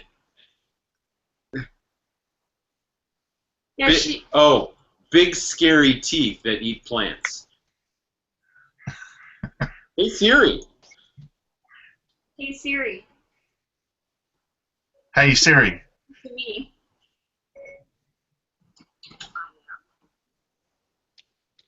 You're Sir Winston? Oh, whatever. Yeah, so. Yeah, I'm Siri. really concerned about that kind of remote activation of Siri because somebody could just say that, and then I think it could be like clandestine way to activate your camera. But remote someone can do that without you knowing. But we just proved that she only listens to her, so Siri doesn't listen to me. Yeah, because you imprint your voice on it basically once you set it up. It wants, like, you have to sit there and say "Hey Siri" to your iPad 5 or 6 times in a row, and then it'll listen to me specifically. Well, going on what you were saying earlier about getting used to being told what to do, it won't be me saying "Hey Siri," it'll be Siri saying "Hey Carl, get off your ass and do something." Yeah. Okay, so we're at 3 hours and 10 minutes right now with the show. So the question is, do we want to keep going, or is this time where Metal Jesus and I and Trisha think about going to bed, and Carl thinks about going for a walk? Well, I'm wondering whose bladder's fullest right now. Mine's pretty full. I've had He's been drinking. 3 beverages, and I can prove it. I still have all the bottles. Oh, okay. What flavors are these? Are these beers? Well, this is Mike's Hard Lemonade. Limeade, sorry, Mike's Hard Limeade. It's non-hops drinks. How about that? This is Henry Weinhard's hard soda, which is basically orange flavored. Made And- of cane sugar, so that's high fructose, right? No. Oh. I don't know if high fructose corn syrup would work in alcohol, to be honest with you. I hope it doesn't. I don't ever want to see it in alcohol, but no, they don't. No, I don't. Let's see if I got. Maybe it's on the bottom. I can look it up. I don't think there is. And then the last one is Not Your Father's Vanilla Cream Ale. I also drink Not Your Father's Root Beer, which is also good. Interesting. I've never heard those brands before. Well, when you come over here, we'll feed them to you. You'll be like, this is way better than the crap we drink in England.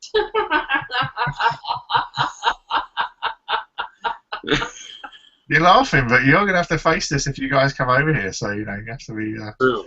Well, I can't drink beer. It makes me sick. Like I can't drink something with hops in it. So if beer is my only option, I'm out. You're gonna have to drink Japanese beers. That's the only one that will probably be made with rice rather than hops. Well, I have and do enjoy sake. There's I see Kirin, I think, is Japanese. Asahi, another one, I think. What do you got there for us, Kevin? How do you drink sake? I've tried it once and no, it just gives headaches. You drink it warm. I've tried it warm. I've tried it cold. I've tried it with like mint julep. Was it Japanese or was it Chinese? It was Japanese. Ah, because Japanese is supposed to be smoother than Chinese. And you also have to think about what kind of sake you had, because there are actually different kinds of sake. And I don't know the stuff I had in Okinawa, but there was a very particular type of sake, and that's what I drank. So whatever it was there, I liked it. All right. But in sake's to defend other alcohols, the reason I like sake so much is because when you go out to the bars in Okinawa City, you're basically drinking formaldehyde. So it's a lot, because at least that sake is from that place, and it's a lot tastier than formaldehyde. So Fair enough. Looking. Here's what I found on the web for slugs tastier than formaldehyde soap. Siri just did a search for what's tastier than formaldehyde.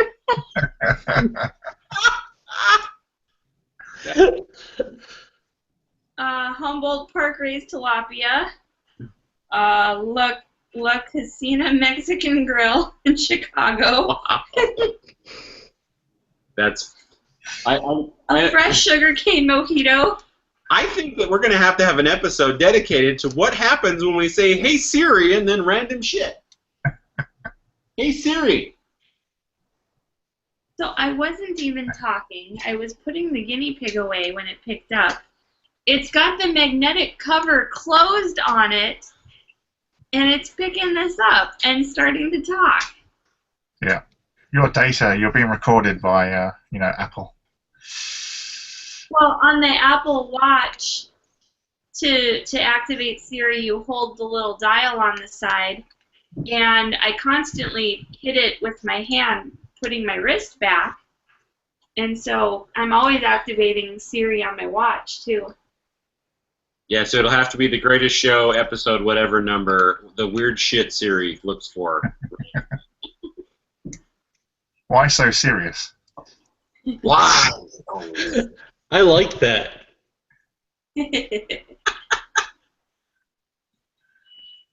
So maybe if I say it in a high enough voice that, like, hi Siri, that maybe she'll look for something.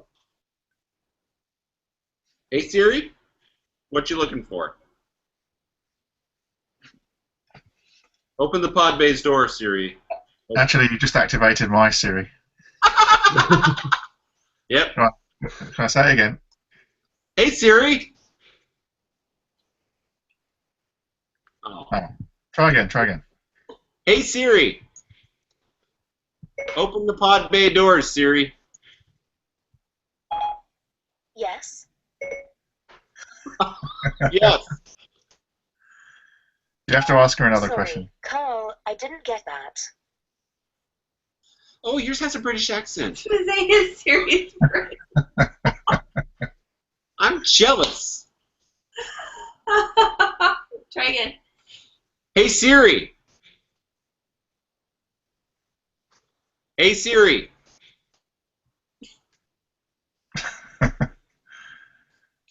Oh, it was on. No, that was the last search we did. Oh, was it? Hey, Siri. Siri. Hey, Siri. Open the pod bay doors, Siri. What can I play for you? No. Open the pod bay doors. I didn't quite get that.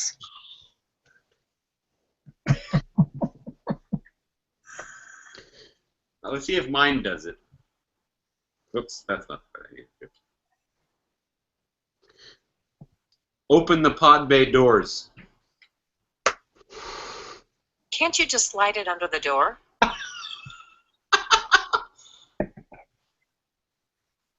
So the first time I ever asked Siri to open the pod bay doors, it said, "I can't do that, Dave." Yeah. Siri does fun stuff. So, does this mean we're winding it down? 3 hours and 15 minutes, a long enough show? I guess so. Are you calling it? I'd say it's a couple hours longer than I wanted to spend with DJ. Whoa. Whoa. Wow. So, I need maybe. like little subtitles that says like 1-0 or something like that. You know.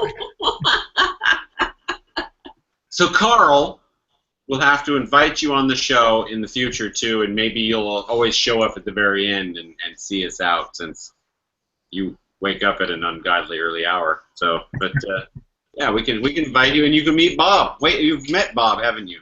Yes. Okay. So yeah, we can get a regular. You know, we can be like, yeah, we're having a great time. And then Carl will pop in and be like, oh boy, it's the final stretch. And then everybody leaves.